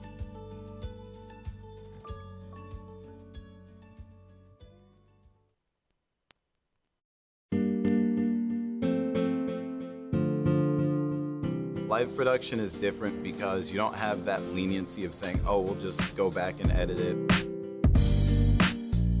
What you see is what the audience is going to see. It's hard at first because you don't really know what to do, but it's definitely easy to catch on. I mean, you learn pretty quickly. I mean, the people around here are very helpful. It's a team effort, so everyone kind of learns a little bit of everything just from watching and doing. When I show up to a live CMAC production, I know for a fact that I'm going to learn something new. I'm going to learn new skills. I'm going to get better at the skills that I already know. Overall, I'm just going to come out of it better than I was before. On this type of production, team means not only like having a leader there, but also having friends, like multiple friends. Everybody's willing to help you out and listen. The staff at CMAC is really supportive and helpful, and they're also just really friendly in general and really welcoming. Live production is unique because you really only get one shot. You don't get a do-over like in normal stuff with like sets and all that kind of stuff. It's really just like go, go, go. The Fresno Fuego, first place in the Southwestern Division, and they're coming off a road trip that went about as perfect as you could get. I love video production because of all of the hard work and like determination that it takes, because a lot of people, they're like, oh, I want to go into video production, but they don't really understand that it's actually more work than setting up a camera and pressing record. I like working under pressure because it really motivates me to get things done. My job as a technical director is to push buttons when the director tells me to, and that will bring things onto the screen, like bugs or different camera cuts. I get a lot of the celebrations of the players when they finally make that goal. I get a lot of the corner kicks. I get a lot of like just the on-the-field action that kind of allows the viewer to actually be inside the actual game itself. I love video production because to me it seems like it's one giant puzzle that just needs to be solved. The first time that I saw my replays on air, I felt sort of a sense of accomplishment because I knew that that was me. Can't get it, left foot from Blanco, but it's finally in! The attack continues! And just knowing that I was able to do that and have it look good, it just makes me feel really good. Before I came into live production, I had never done anything that was a live shoot at all. You know, now I'm able to pull cables and run cameras and set up all these other different things. The entire thing is a learning experience. So if you have no experience to begin with, you're gonna come out learning something new, and you're gonna enjoy doing it. To me, CMAC is really a community. I've met a lot of people, like a lot of great people that I think I will still be in contact with after this. Like, if I need to work on something, you still know someone that is interested in the same thing as you are. I will never forget this experience. We all love the same thing, which is just creating media in general. Overall, it's just a very interesting experience, and it's awesome.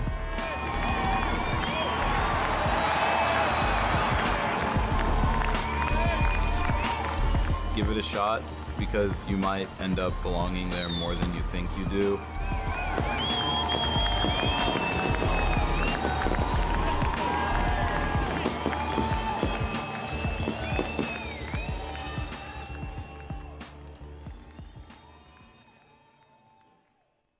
Make your own YouTube videos at CMAC. Learn more at cmac.tv.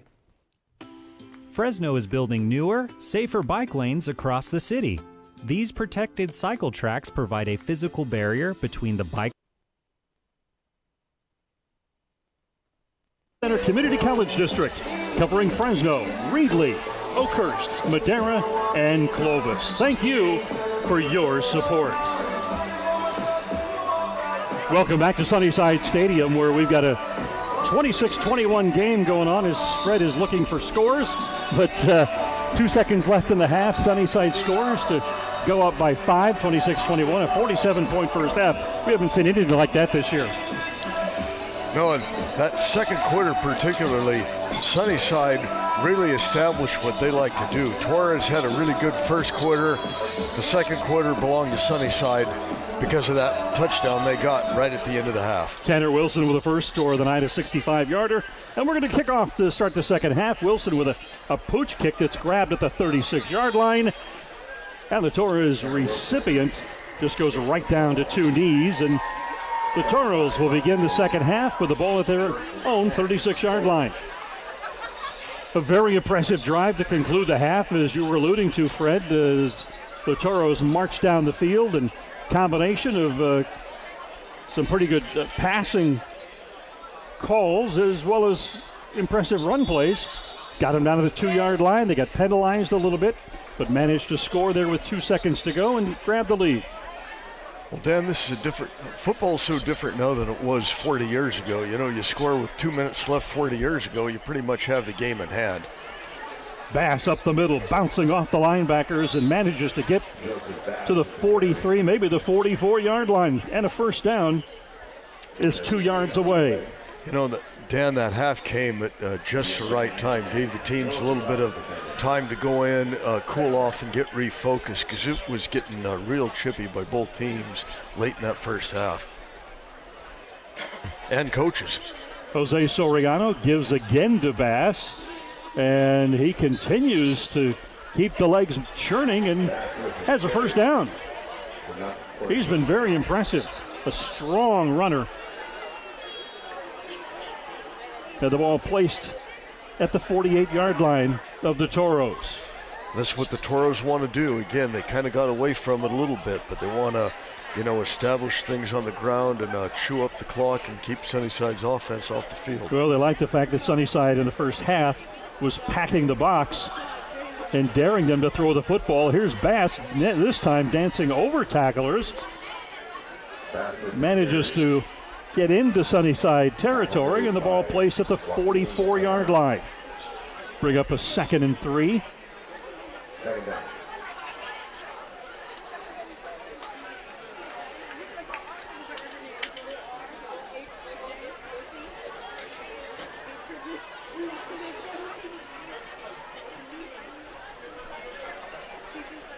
Give goes once again to Bass, who's hit in the backfield, and he's going to lose plenty. We'll see where they spot it, but he seemed to have his momentum stopped at midfield. Hell, and that play was blown up there from the get-go, and somebody really missed assignments.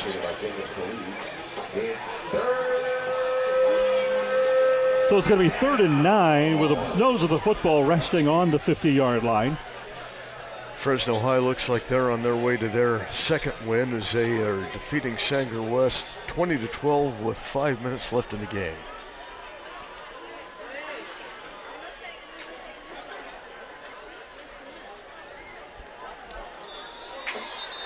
Soriano with a hard count manages to pull the Wildcats offside, so they pick up 5 of those yards that were lost on the run of the previous play. But it's still 3rd down. Here we got about 4 yards to go.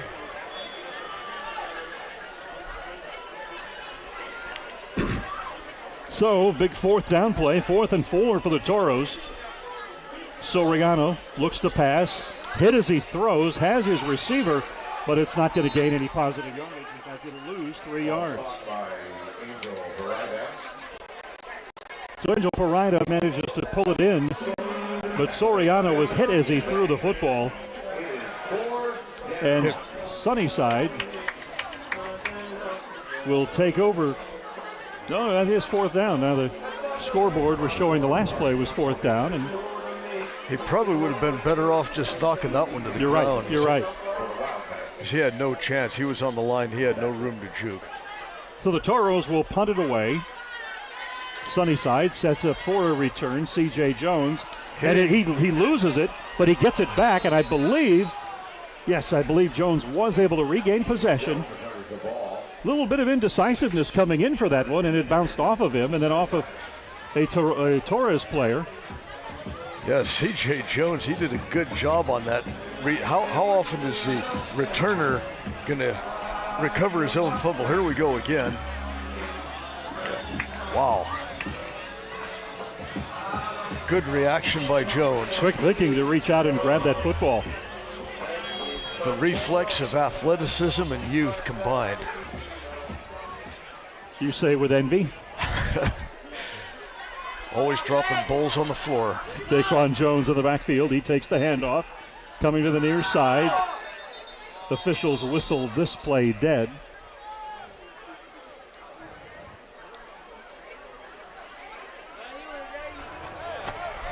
Defense!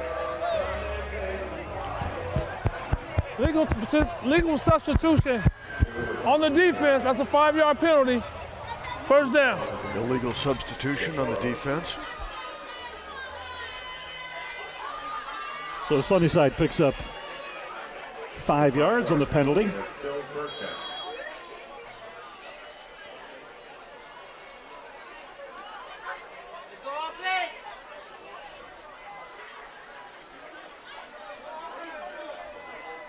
Give goes to the back pre, and he's ridden out of bounds. Correction, Pacheco.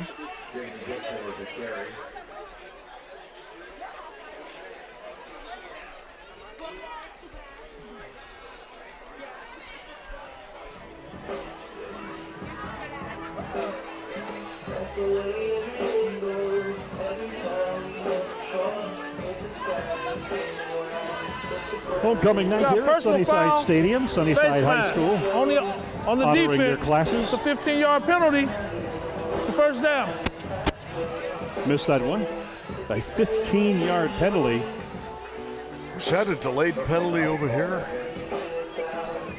Good question. Okay. So a face mask call. Pacheco with the football. Gets up to midfield before being brought down. Yeah, they called the illegal substitution before they called the face mask penalty. Okay.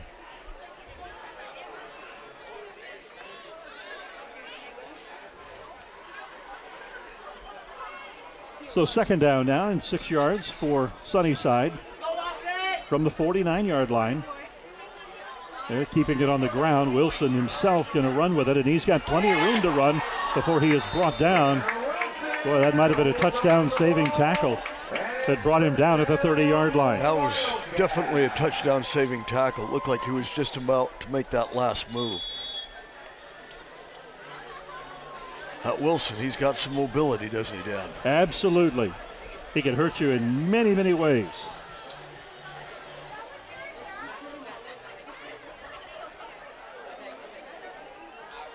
With the give, Jones, correction, Pacheco. Jason Dixon with the carry.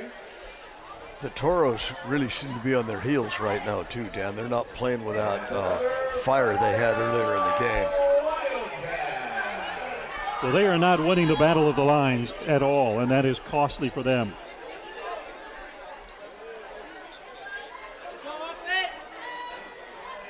They become very concerned about pass defense once again, and evades one tackler and brought down inside the 5-yard line. Jason Dixon, the ball carrier. So a big first down for Sunnyside. Makes it 1st and goal from the 5-yard line.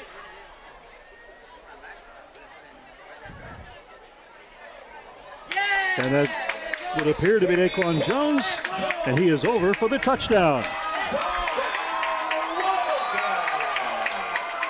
And that was just like it was drawn up. I mean, Sunnyside just went all the way down after that initial fumbled punt that they retained. Every play went for positive yardage. That was a nice drive. Aided by a couple of penalties that tack 20 yards on the drive for them. No, that never hurts. Not at all.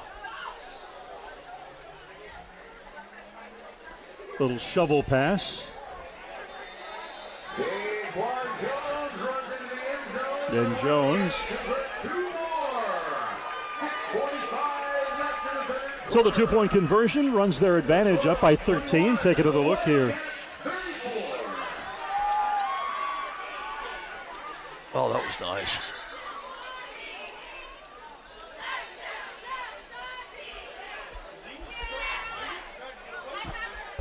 So the lead gathered with 2 seconds to go in the first half has now been extended aplenty.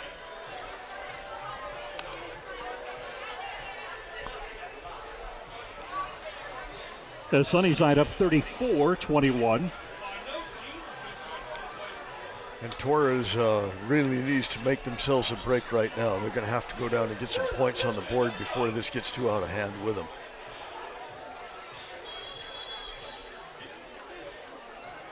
And Sunnyside, once you get some good line play and you dominate like they did on that last drive. That ball's going to roll down inside the 10-yard line, and that's going to put Torres in a tough spot. They try to run it back out, but they're brought down at the 14-yard line.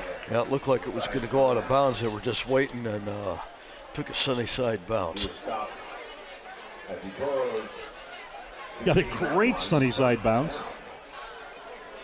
Bit of a disaster for Torres initially, but they're able to run it back out at least to the 15-yard line. And this is an important drive for them. They've fallen 2 scores down. They've got to make something happen on this drive, or this game is going to get away from them. Oh, big time. This is the darkest moment of the game for them right now.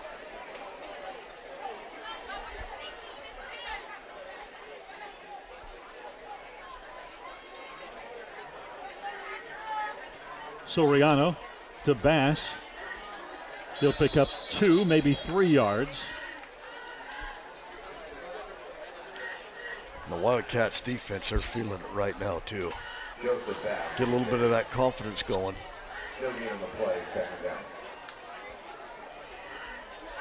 Trying to bring that defense up. Earlier we saw Sunnyside really had 11 men packed into the box, trying to stop the run, daring Torres to throw the football. They did very effectively in the first half.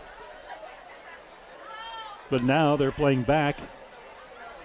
Soriano evades one tackler, can't get a receiver, slides near the 25-yard line where he needed to be for the first down. Be a little short. Not by much, though. Here's a replay here.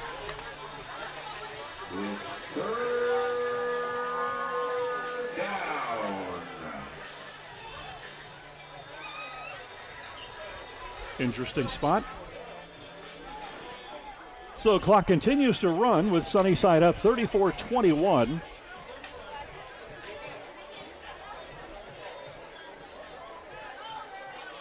On this homecoming night in Sunnyside Stadium.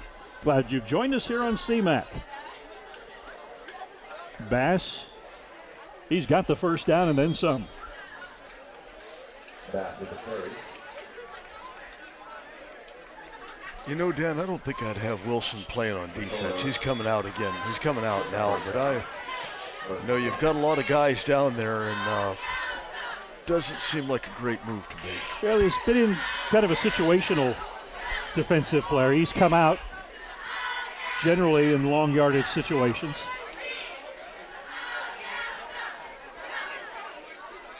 The Wildcats are doing a lot of substitutions now, trying to keep these guys fresh.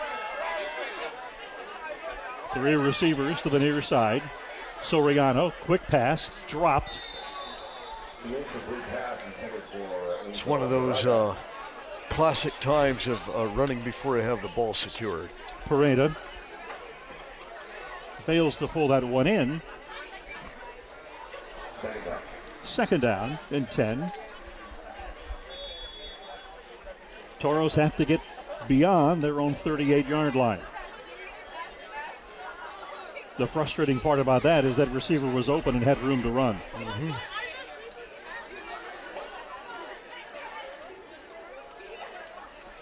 Soriano throwing behind his receiver, who pulled it in and has a first down. Soriano, he threw that on his heels. He was just about to get hit. Very accurate, very quick release. He's unloading the football before the defense can react.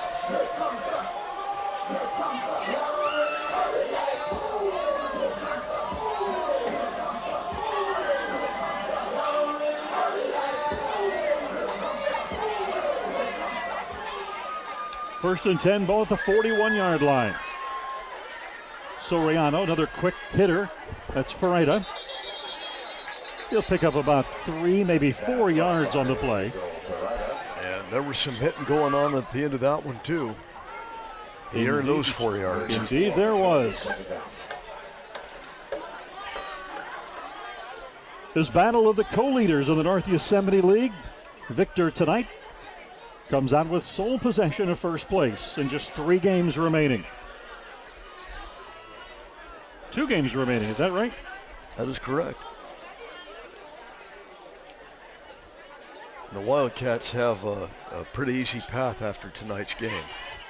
Bass, he's picked up 4, about a yard shy of the first down. He's near midfield. Well, the Toros need to keep this up. So far, they've got about 30 yards on this drive. They have to finish this out with some points and get back into the game. But they're huffing and puffing with those big men going both ways. Very important third down play for the Toros. Ball resting on the 50-yard line. All they need is a yard to keep this drive alive.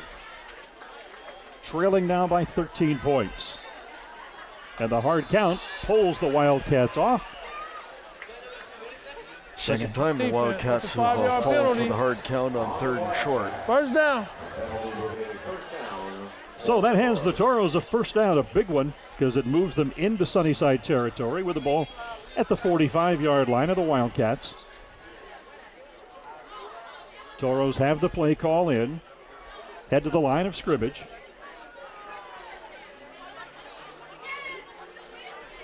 Sunnyside's defensive set now respects the pass much more than we saw back in the first quarter.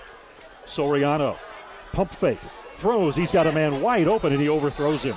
Either overthrew one receiver or underthrew the other. Yeah, no doubt. I saw that too. Wonder which one he was going for. I'm thinking the guy that he overthrew.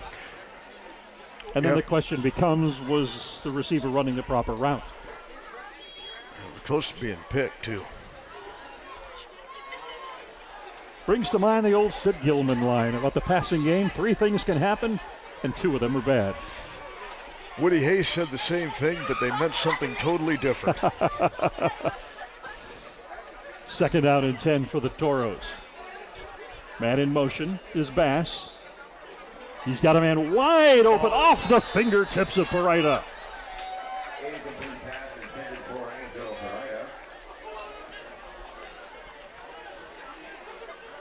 Pereira looks like he may have cramped up there too. So the officials are going to take a timeout. So the trainer can attend to the injured Torres High School receiver. Oh, that's a frustrating situation for a quarterback to be battling to close the gap on a 13-point lead. Have a receiver wide open and the ball just go off the fingertips. Yeah, right after having 2 other guys open.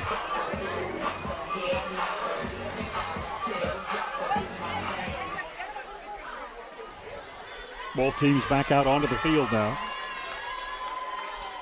Jay Memorial is now leading Bullard 56-0 with 2 minutes left in the 3rd quarter. And Edison's leading Garza 24-20 at the half. Good game. Soriano's going to throw. He's under pressure. He's going to run now. He's got the first down at the 34-yard line.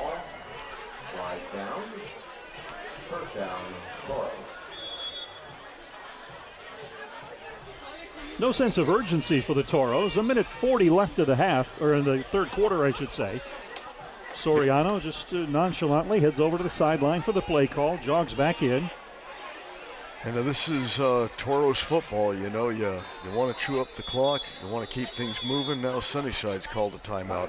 Only 1:24 seconds left in this third quarter, but still plenty of time left. It's just important for him to get into the end zone. I'm stunned by the Bullard Memorial score. Are you? Yeah.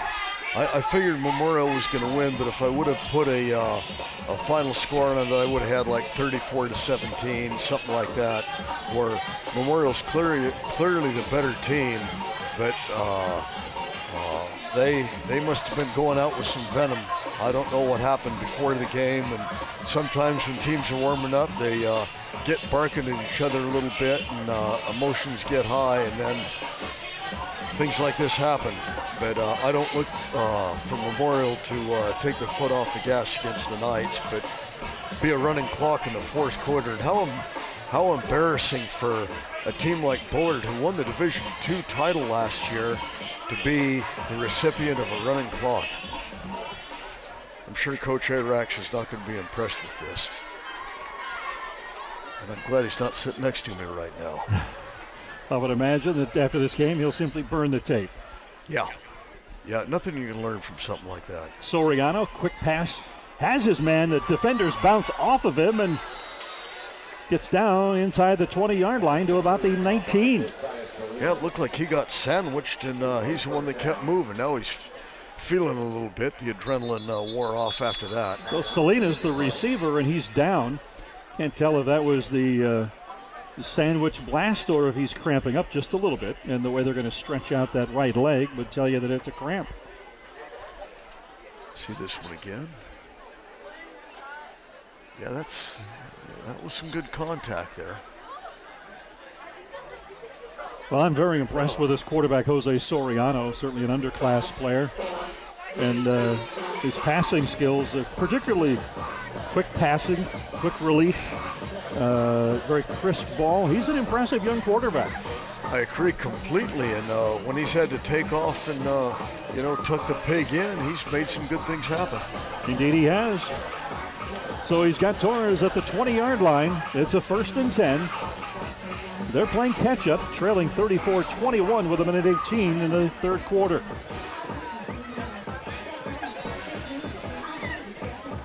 The band left at halftime, Dan. Wouldn't surprise me if they have a band competition someplace tomorrow. Nonetheless, you just sack up on a few hours of sleep and go and do your best. I'm not a proponent of bands leaving games early. I think the band's a great part of the game, and disappoints me when they leave as a fan, but I certainly understand. I agree with you halfway. Soriano has a man, and he's got plenty of running room. In the end zone, touchdown Torres. That was Alan Avila, and it just kind of hung up, and he just grabbed it, and he was on the move when he caught it. Soriano to Avila, 20-yarder. Take another look. And he caught that in full gallop. Now the question is, go for two, or now they are indeed going to kick the PAT.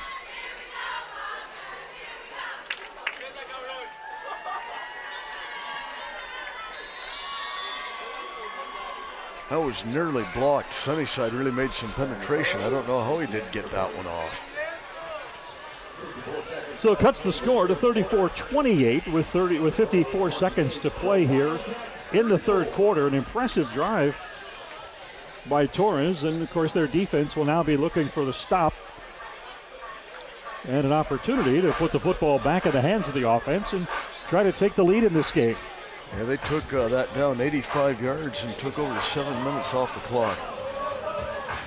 So it certainly makes that second quarter drive where they failed to come away with any points look all the more important. Yeah. Along with that fumble on the kickoff return. These things happen, where you have these 14-point or 12 to 15-point turnarounds on one play. It happens. It's part of the game. Wow. Impressive boot. You know, I'm going to have to drop Clovis West into this conversation. I don't know the young man's name that's their kicker, but after they score a touchdown, and this year that's plenty of touchdowns or field goals, every kick goes into the end zone. And that's one of your best weapons. Make the other team start on their own 20. And I think West got 2 or 3 field goals against Edison earlier in the season. You have a guy that can give you consistent 3 points when you're inside the 30-yard line and kick it in the end zone for every kickoff. Man, I love that. Well, there's many of these young men playing soccer and women as well. We've seen some female kickers playing varsity football, but soccer players certainly should recognize that. I think we had a hold there, and a little surprised that wasn't called. Whistled out of bounds. I'm confused. Runs out of bounds. Okay. But what I started to say was soccer players should recognize that kicking for the football team enhances their opportunities at a scholarship. Colleges are looking for place kickers and punters. And no doubt about it. And I think the coaches should be out, pounding on the soccer field and talking to the coaches and getting some candidates out there. Quick toss to the near side of C.J. Jones. Actually, correction. Sanjay Burton with the catch. The 32-yard line and a first down for Sunnyside.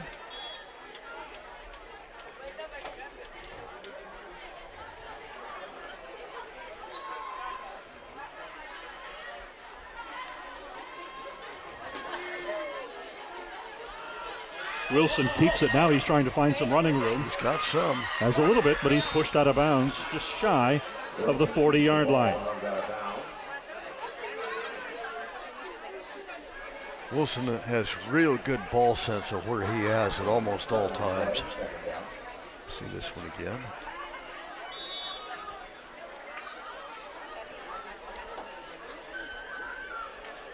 So second down at about 5. Wilson, Burton might have picked up a yard and a half. That play looked initially like it was going to go for some bigger yards. It didn't look like the Torres were really ready for that. They were expecting something else. So that's going to bring up 3rd and 2. That's going to be the last play of the third quarter. Indeed it is. We're going to switch sides for the final quarter of play tonight in this quest for sole possession of first place in the North Yosemite League. Sunnyside High on top of Torres High, 34-28.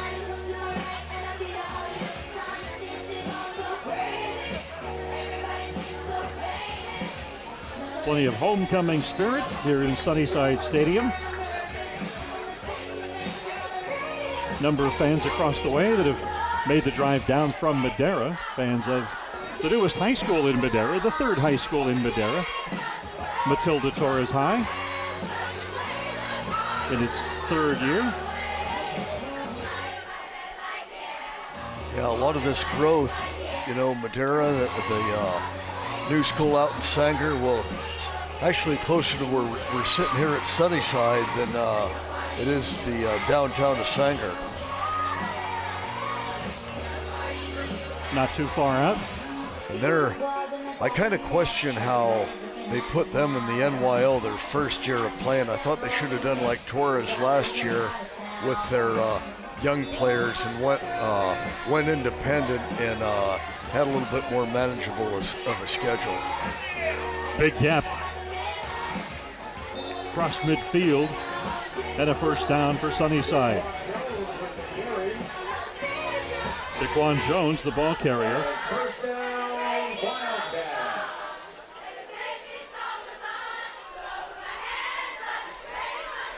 So the placement puts the nose of the football right on the 50-yard line.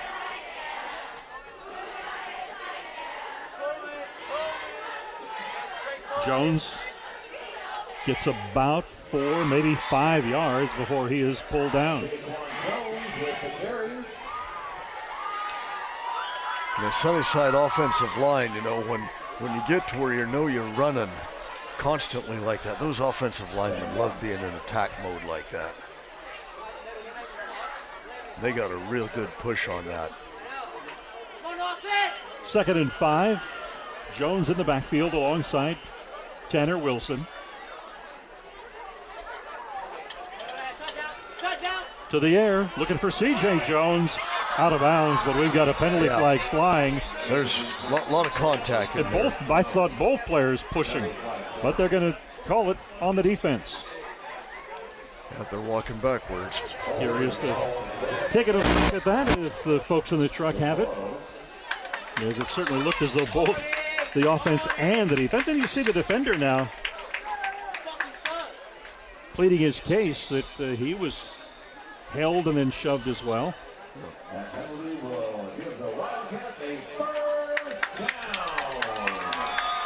And you know the question on that, Fred, was that a catchable ball? That ball was well outside, out of bounds. Yeah, it was definitely not a catchable ball.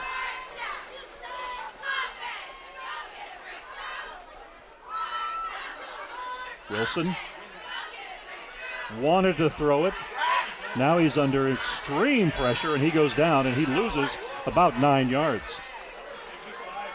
Kept trying to make things happen and just couldn't avoid the trouble. And, you know, I'm looking at the 25-yard line, and I'm seeing an offensive lineman. Yes, you do.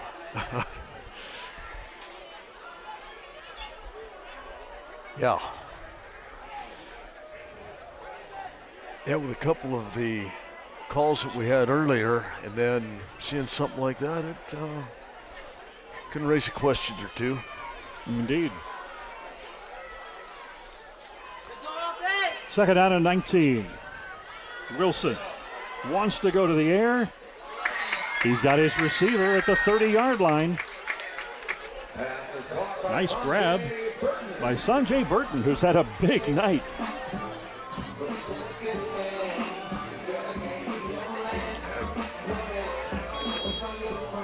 Yeah, that's much more manageable on 3rd down. Now, that was a nice catch by Burton.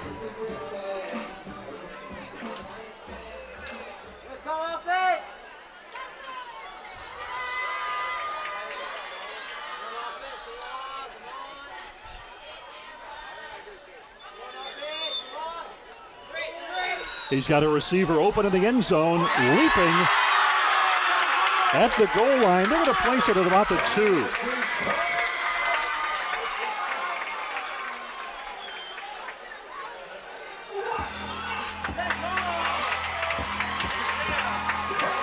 Torres is saying that they picked that ball off. I haven't seen the officials make any sign.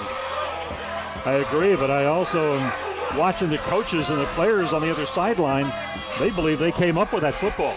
It looked there like he did also.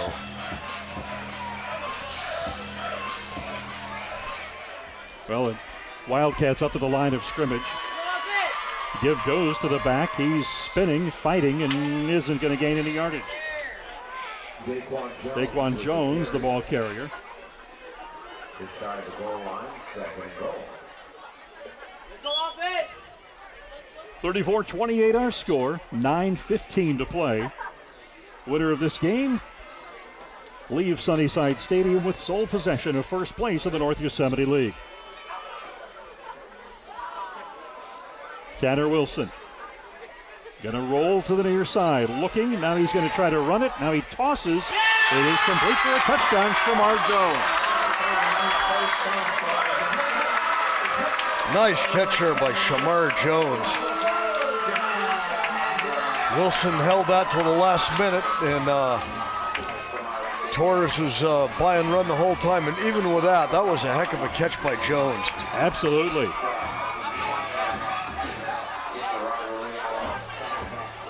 Used all of his height and reach to pull that one down.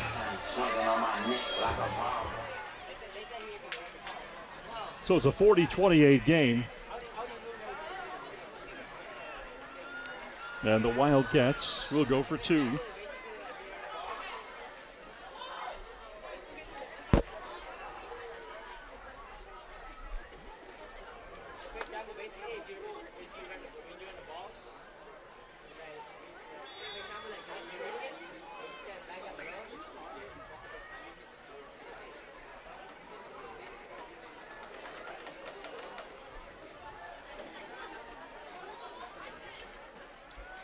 Wilson.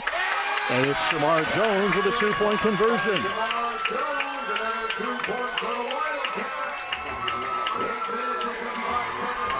Those wide receivers, Dan, boy, those guys are some weapons. Give them a little bit of space, and they're pulling them out of the air. So with 8:55 to go, Sunnyside has extended the lead. It's a 2-possession game. 42-28, Wildcats on top.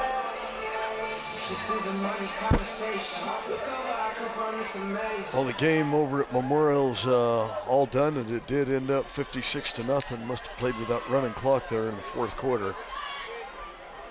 Not just the lopsided win, but the shutout loss, another rarity for Bullard. Certainly. Matter of fact, I cannot remember the last time they've been shut out.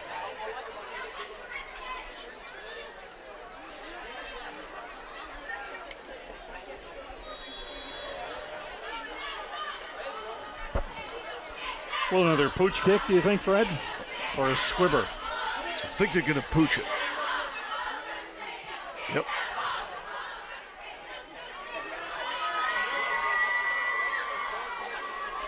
Picked it up at the 28 and might have picked up a yard. You know, Wilson seems to have something on that ball when he kicks it across like that. It looks like it's going to go out of bounds, and it just stopped. And the Torres learned a lesson this time around. They picked it up and saved themselves about 10 yards. So big possession for Torres as they're now trying to keep pace. It's a 2-possession game. They trail 42-28. Desperately in need of 2 scores. They can ill afford to have a drive stall and give the ball back to Sunnyside. Yeah, just like the last one, they got to get some get points on the board again.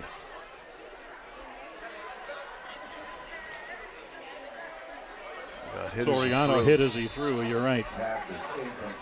So 42 points on the board for Sunnyside. They came in North Yosemite League play, averaging 47.5. They're just about there.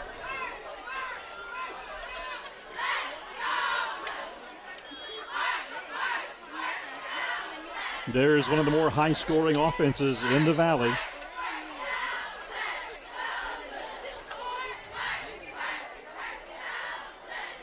Four times this season, Sunnyside has scored 50 points or more. Soriano, Bass. Gets away from the defender to the 32-yard line. And he's 6 yards shy of the first down. I like their odds in their last 2 games scoring over 50 points a game, too. Elaborate for our listeners and viewers. Yes. Who do they have their last 2 games? McLean and Sanger West.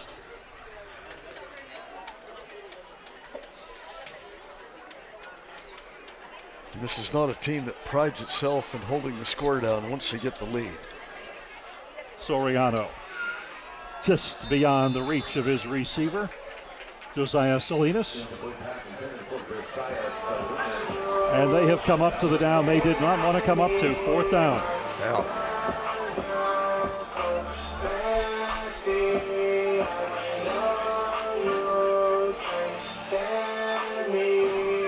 And while we have 8 minutes still to play, turning the ball back over to Sunnyside at this point, down 2 scores, is not what Torres wants to do. Sunnyside does not even put a return man back.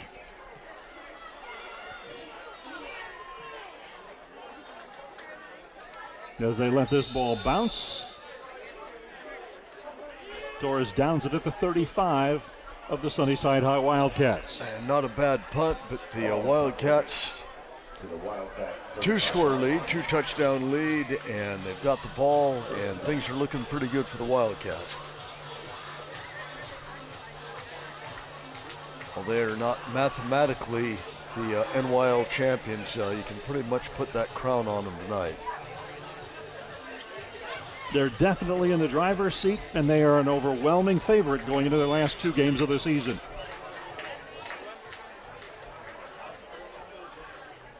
Torres has given them a battle, but at this stage it would appear that the Toros have run out of fuel. Wide open receiver, but he unable to come up with it as Wilson's pass is just short. Second down.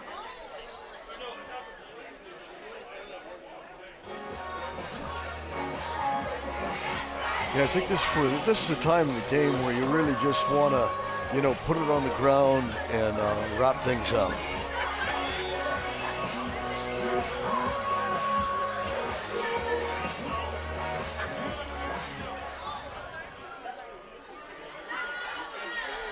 Three receivers to the top of your screen, but indeed they keep the ball on the ground. Dixon, the running back, and he's driven out of bounds, and a penalty flag flies.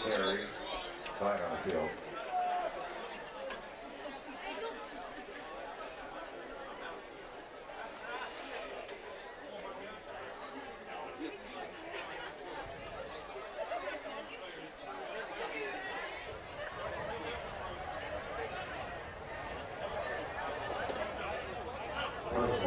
So, personal foul and a face mask is the call. Don't see a lot of face mask calls on the offense, but you do get that in the line play occasionally, but you just don't see it called very often. We've had, with the offense, just the one tonight, but we have two defensive face mask penalties tonight. Which is not at all uncommon. Correct. So that marches the ball back to the 21-yard line. Wilson thought he had a couple of receivers available. Now comes back and he's got Dixon out of the backfield. Dixon trying to spin free. And he is brought down just shy of midfield. The Toros act as though they came away with the football. And indeed, that is the call.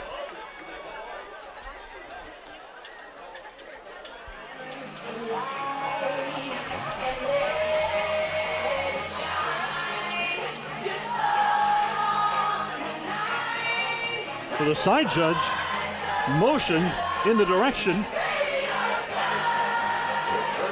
and you can see the anger on the part of the Torres coaches. Yeah. As Sunnyside hangs onto the football and goes deep. And it is intercepted. Indeed, this time it is in fact an interception. The Wildcats gained about 40 yards on those two turnovers. Angel Pereira comes up with the football. And Torres will take over the ball at the 10-yard line. Well, they still have an opportunity, but, they've got to strike a little faster than they're accustomed to.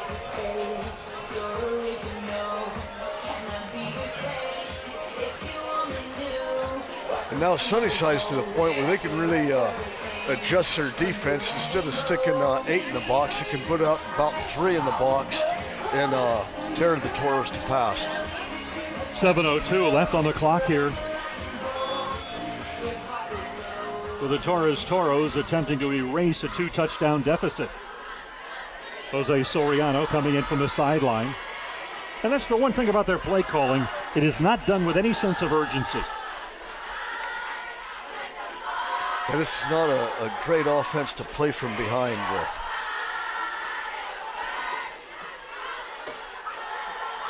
To the air. Has his man. Ball is on the ground. Is it an incomplete pass or a fumble? They said they rule him down over there, but it was kind of a delayed call.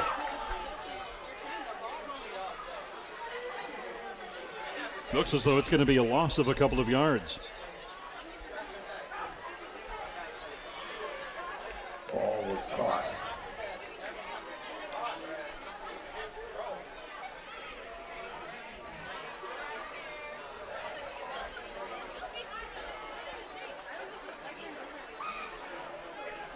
So the football remains on the 10-yard line.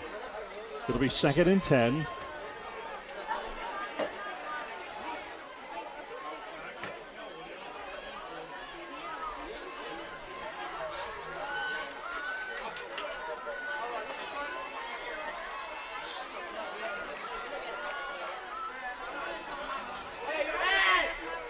Soriano overthrows his receiver. Geez, with a pump action there, he could have ran for about 15 yards too. There's nobody in front of him. And that's going to bring up 3rd down and 10 for the Toros. Vitally important play for them. 6:46 on the clock.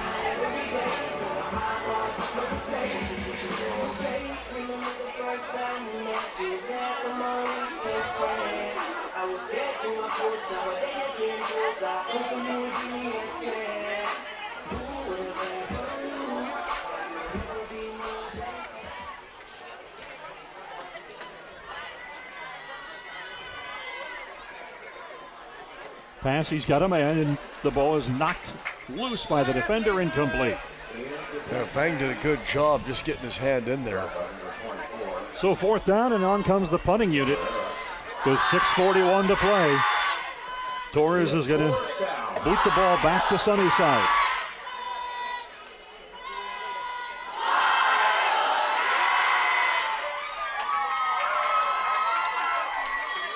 Is it louder than usual here, Dan, or is it just me? It is fairly loud tonight. Homecomings will do that, even with the band having left. All right. Punting out of the end zone. Sunnyside does not put a man back, as the ball will roll just beyond midfield before the Torres Toros down it at the 49.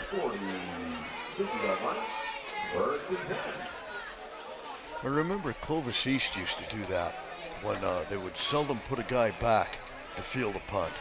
You weren't going to get called for clipping, and you weren't going to fumble.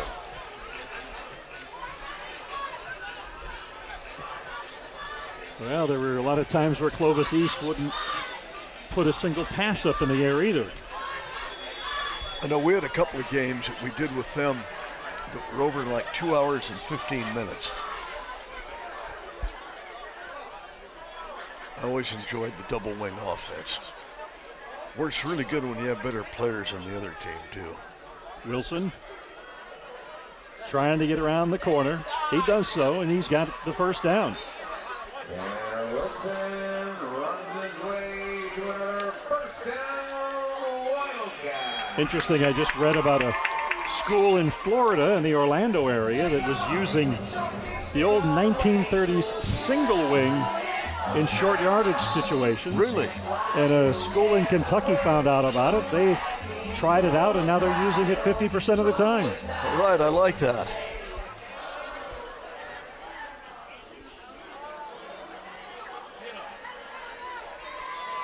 Quick pass, C.J. Jones, and he continues to shirk tackler after tackler down to the 25-yard line. And a 1st down. And now Torres is just trying to grab the ball, tackling his secondary. They're just trying to go for a strip right now.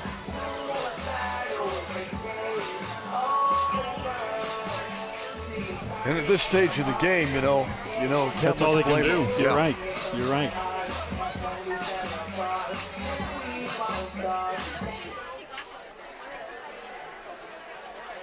Give going, and Wilson's going to keep it. Stuck it in the gut of the back and pulled it back away from Dixon and picked up about 5 yards.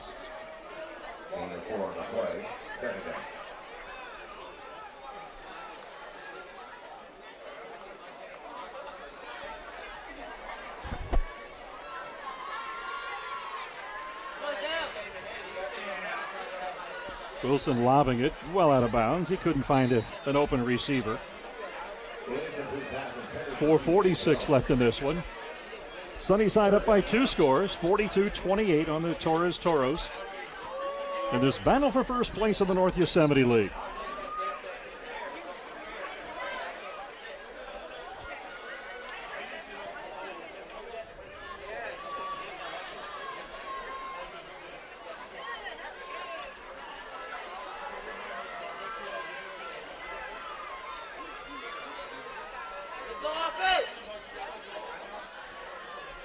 Wilson.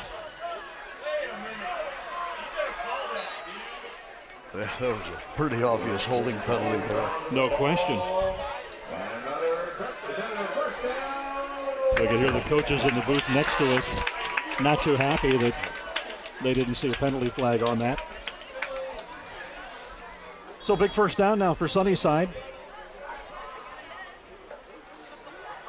I've been pretty lenient on the officials this season, Dan, but I can tell you with a great deal of sincerity, this is not the best officiated game I've seen. Well, they know how difficult it is to get officials and how much they work with them. And another touchdown pass. C.J. Jones, the receiver. Sunnyside from 12 yards out is on the board once again. C.J. Jones on the receiving end. I like how C.J. Jones did that. He caught it, and he wasn't sure if he was in or not, so he thought about it, and then he bounced back in. Let's check this out. Okay, yeah, okay. He did have it, but he had to make sure.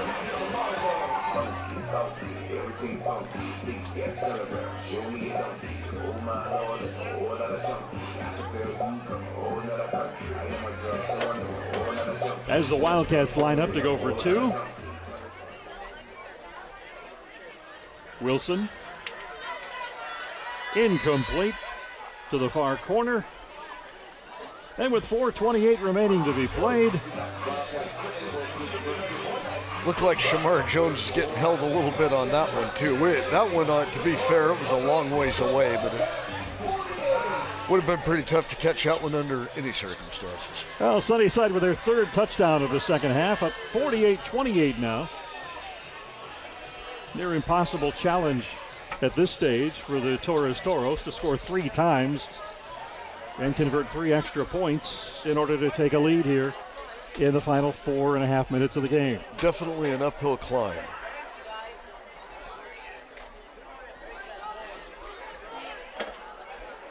An impressive half of football by the Sunnyside High Wildcats.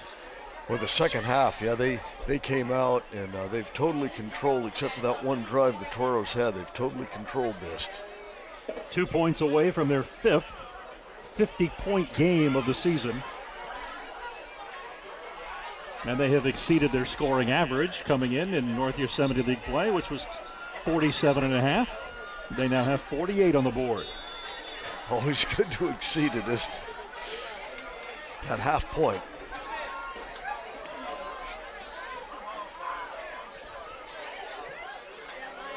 So the pooch kick fielded at the 25.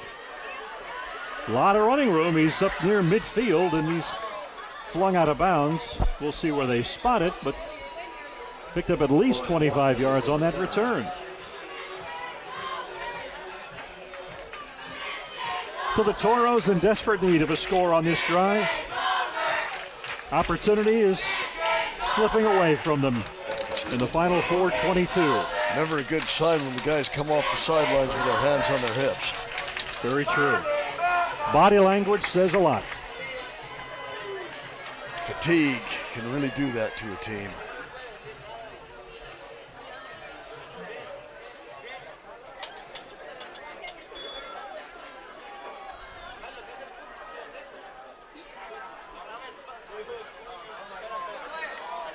On the give down to the 30-yard line. Pickup of 20 yards on the run by Salinas. Got a down Wildcat over there. He's on his feet. Briefly got the wind knocked out of him, I would suppose.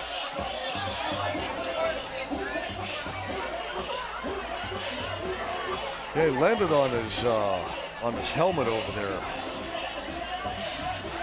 That's Noah Gonzalez coming off rather slowly.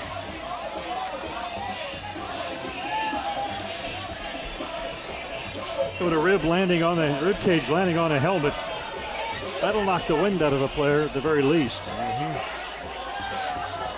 So 1st and 10 for Torres from the Sunnyside 30-yard line.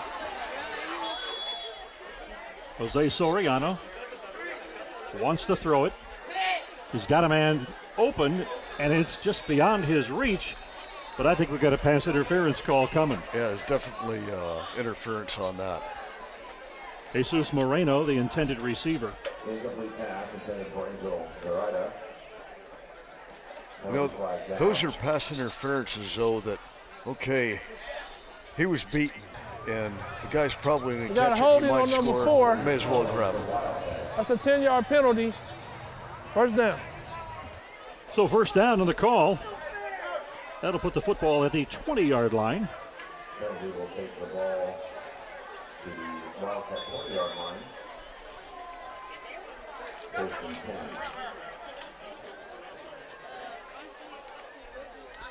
48-28, 3:56 remaining on the clock from Sunnyside Stadium. Homecoming night tonight. Glad you've joined us here on CMAC.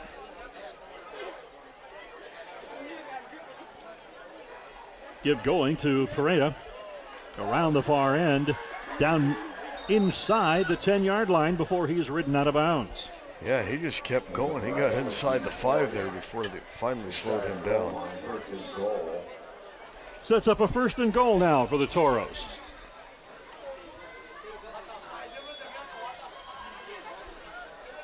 Terrific running. Not what you would normally be doing in terms of play calling. Down at 3 scores with just over 3 minutes to play, but it's sure chewing up the yardage for the Toros.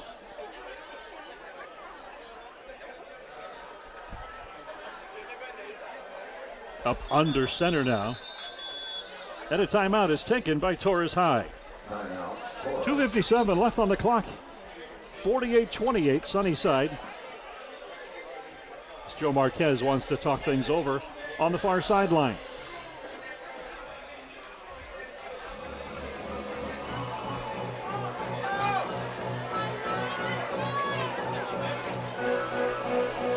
Well, they score here.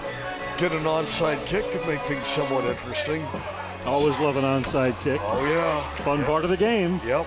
I know we're getting ahead of ourselves there. They've got to score first, but who knows? Even to this day, Dana, sometimes they'll go out in the backyard and do a couple of, kicks. Like, okay, this is over 10 yards. Could this be legally done? And I've thrown that out to a few coaches, but they haven't seen fit to do it yet.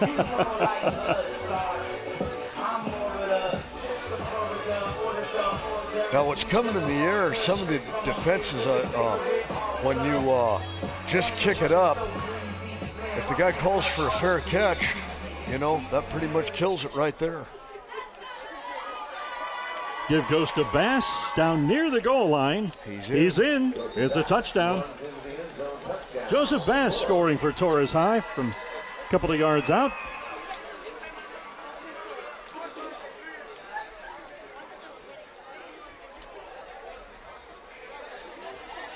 (48-34) our score. As the Toros will go for 1.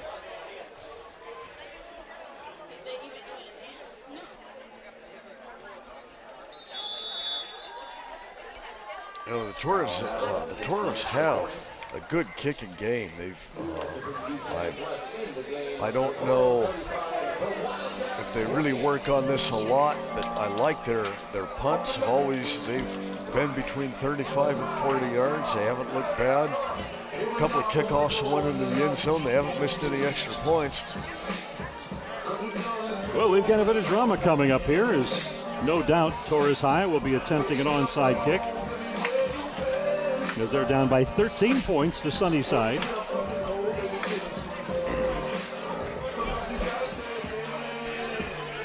Definitely have your good hands guys up there at the 50-yard line. And they have exceeded their highest scoring output thus far this season. They scored 34 in a win over McLean, 34 in their win over Sanger West, 28 against Madera to open the season, 26 in their win over Roosevelt, but 35 here. This is their highest scoring effort thus far this season.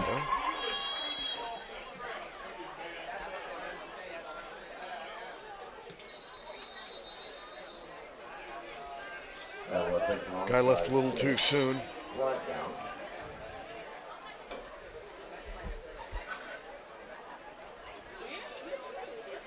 Ball start called against the Toros.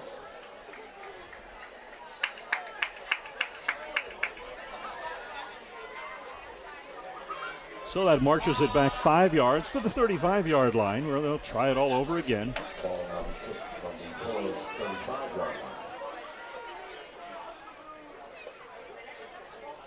Clovis East did this on Clovis West last week, and they recovered, but it was ruled to be offside. They did it again. Same guy here.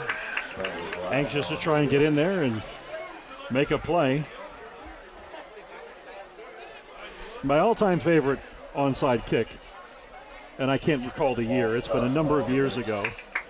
Colorado was playing Nebraska, and the Colorado kicker went on and played many years in the NFL. I'm at a loss for his name. But he kicked a line drive off the chest of the Nebraska up man, and it carried him right back, and the kicker was able to pounce on the football and recover it. All right.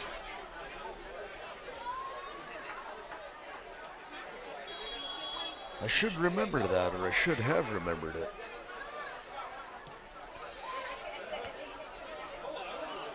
Oh, now they pooch it.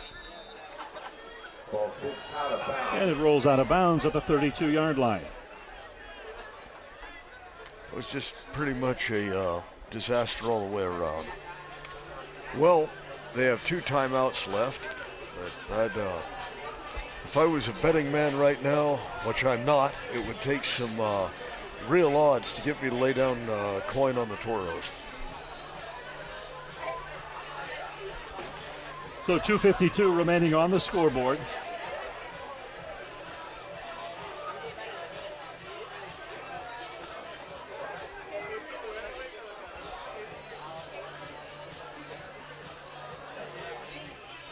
Looking to see where the ball will be spotted. It appears right at midfield.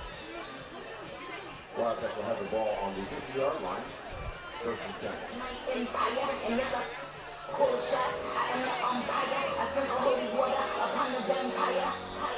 So leading 48-35, Sunnyside takes over the football at midfield.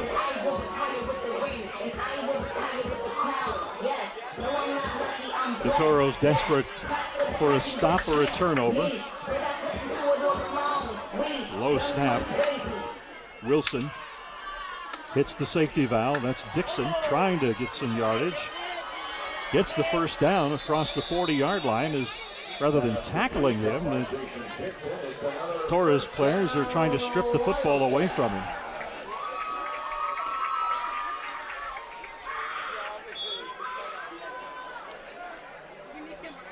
Clock begins. It's inside of 2:28. That's about all you can do right now. You're trying to get the ball turned over one way or another, but still got to stop them.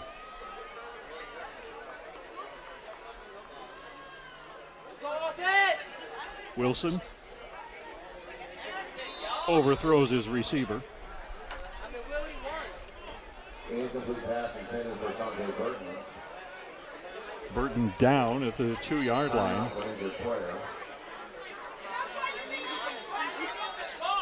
Burton, I noticed him on the sideline a while ago, and they were working on his hip. And I don't know if he took a hit at some point in the game and suffered an injury, but the trainers were working on his hip. And I wonder if going down there aggravated it. He's coming off a little bit gingerly there. You'd think something like that, okay, let the young man rest here for the rest of the game anyway.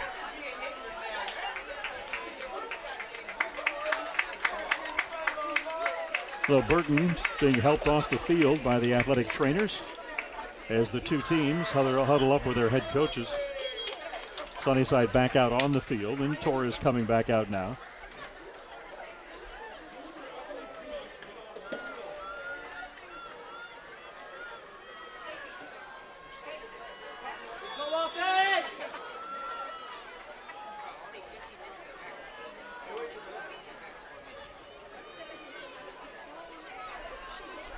Second down and 10.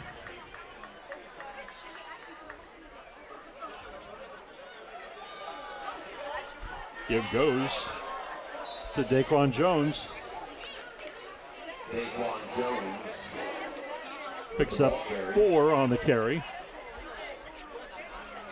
And the clock continues to tick down. 1:51 to play. Third down.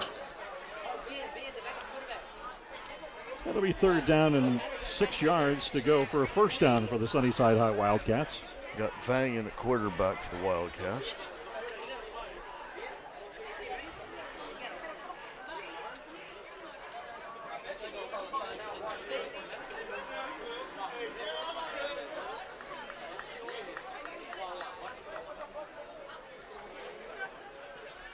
Oh, and he's going to throw deep. With a 13-point lead. And the ball sails over the head of C.J. Jones and out of the end zone. And stops the clock at 1:16. Fourth down.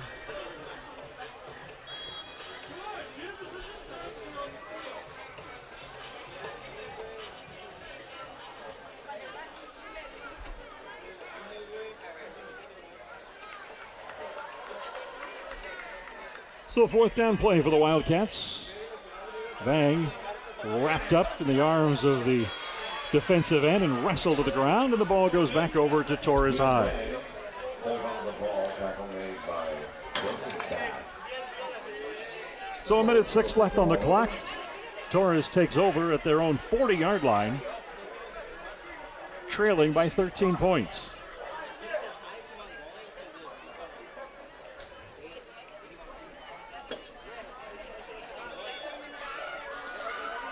Well, we know what's happening now, and the Wildcats are not going to be stacking the box like they did earlier in the game. No chance of that.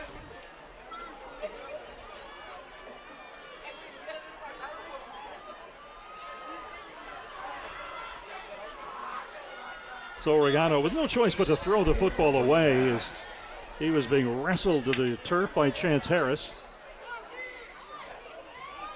Tom Brady would have been able to draw a roughing the passer on that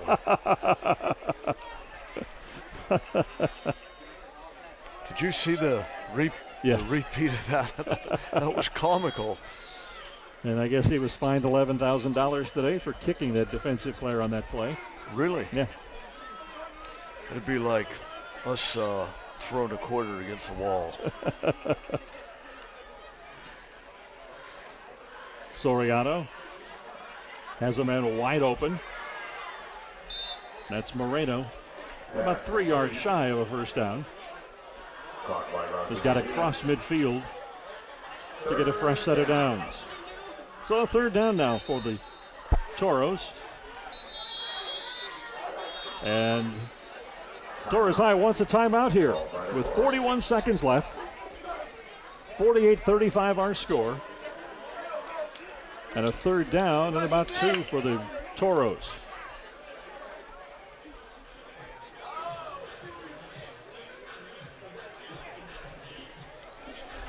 Plenty of enthusiasm here at Sunnyside High tonight. A lot of student participation in this homecoming.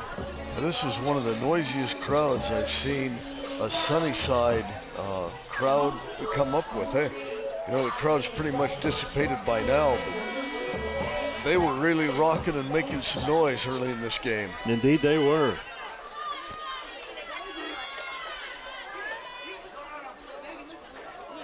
To the point where we were pricing some wire cutters. And not just in jest either. So big third down play. 3rd and 2 for the Toros. Need to get across midfield for the first down. Soriano under a rush. Overthrows his receiver and it's incomplete. An incomplete pass that will bring up 4th down.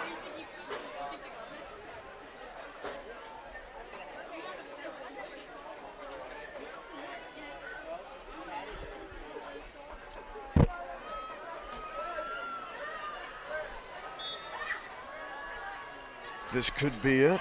4th down, a couple of yards to go.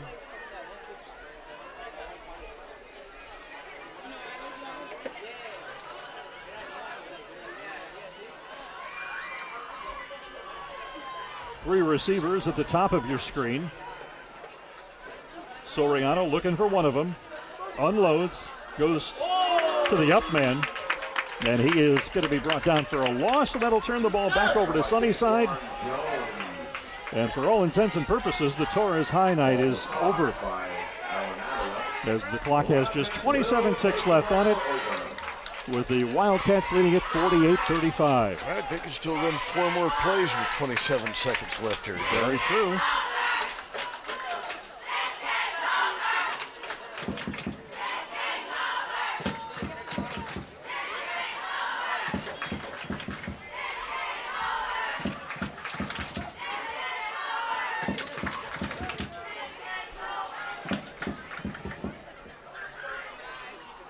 Wildcats a little slow to get back out onto the field.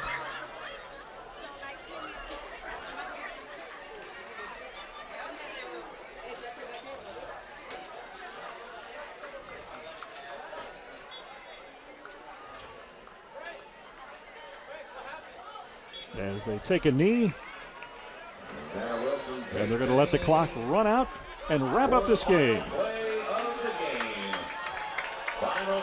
As these two teams will line up at midfield for the post-game handshake.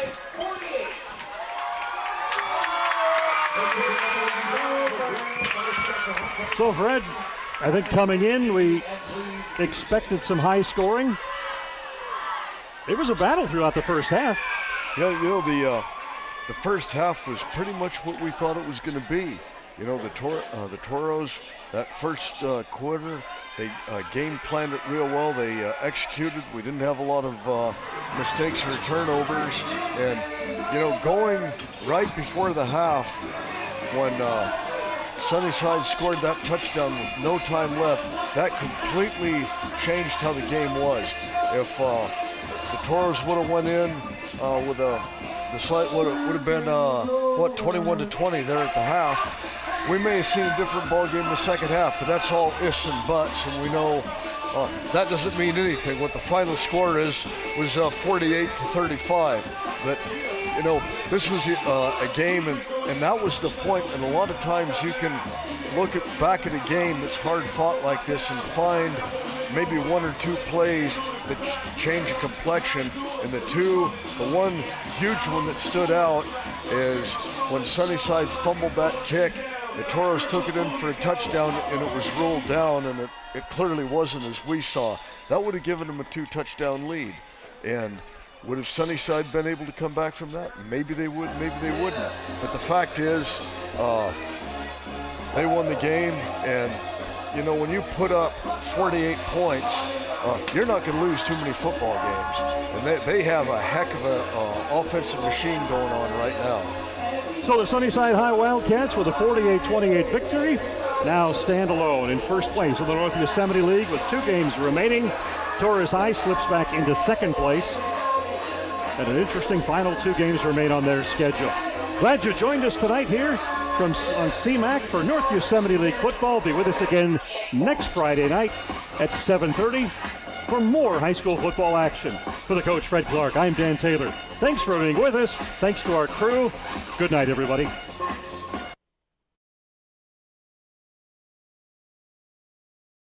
This broadcast is brought to you in part by Hendricks Chevrolet, celebrating 75 years in the Valley, and State Center Community College District, covering Fresno, Reedley, Oakhurst, Madera, and Clovis. Thank you for your support.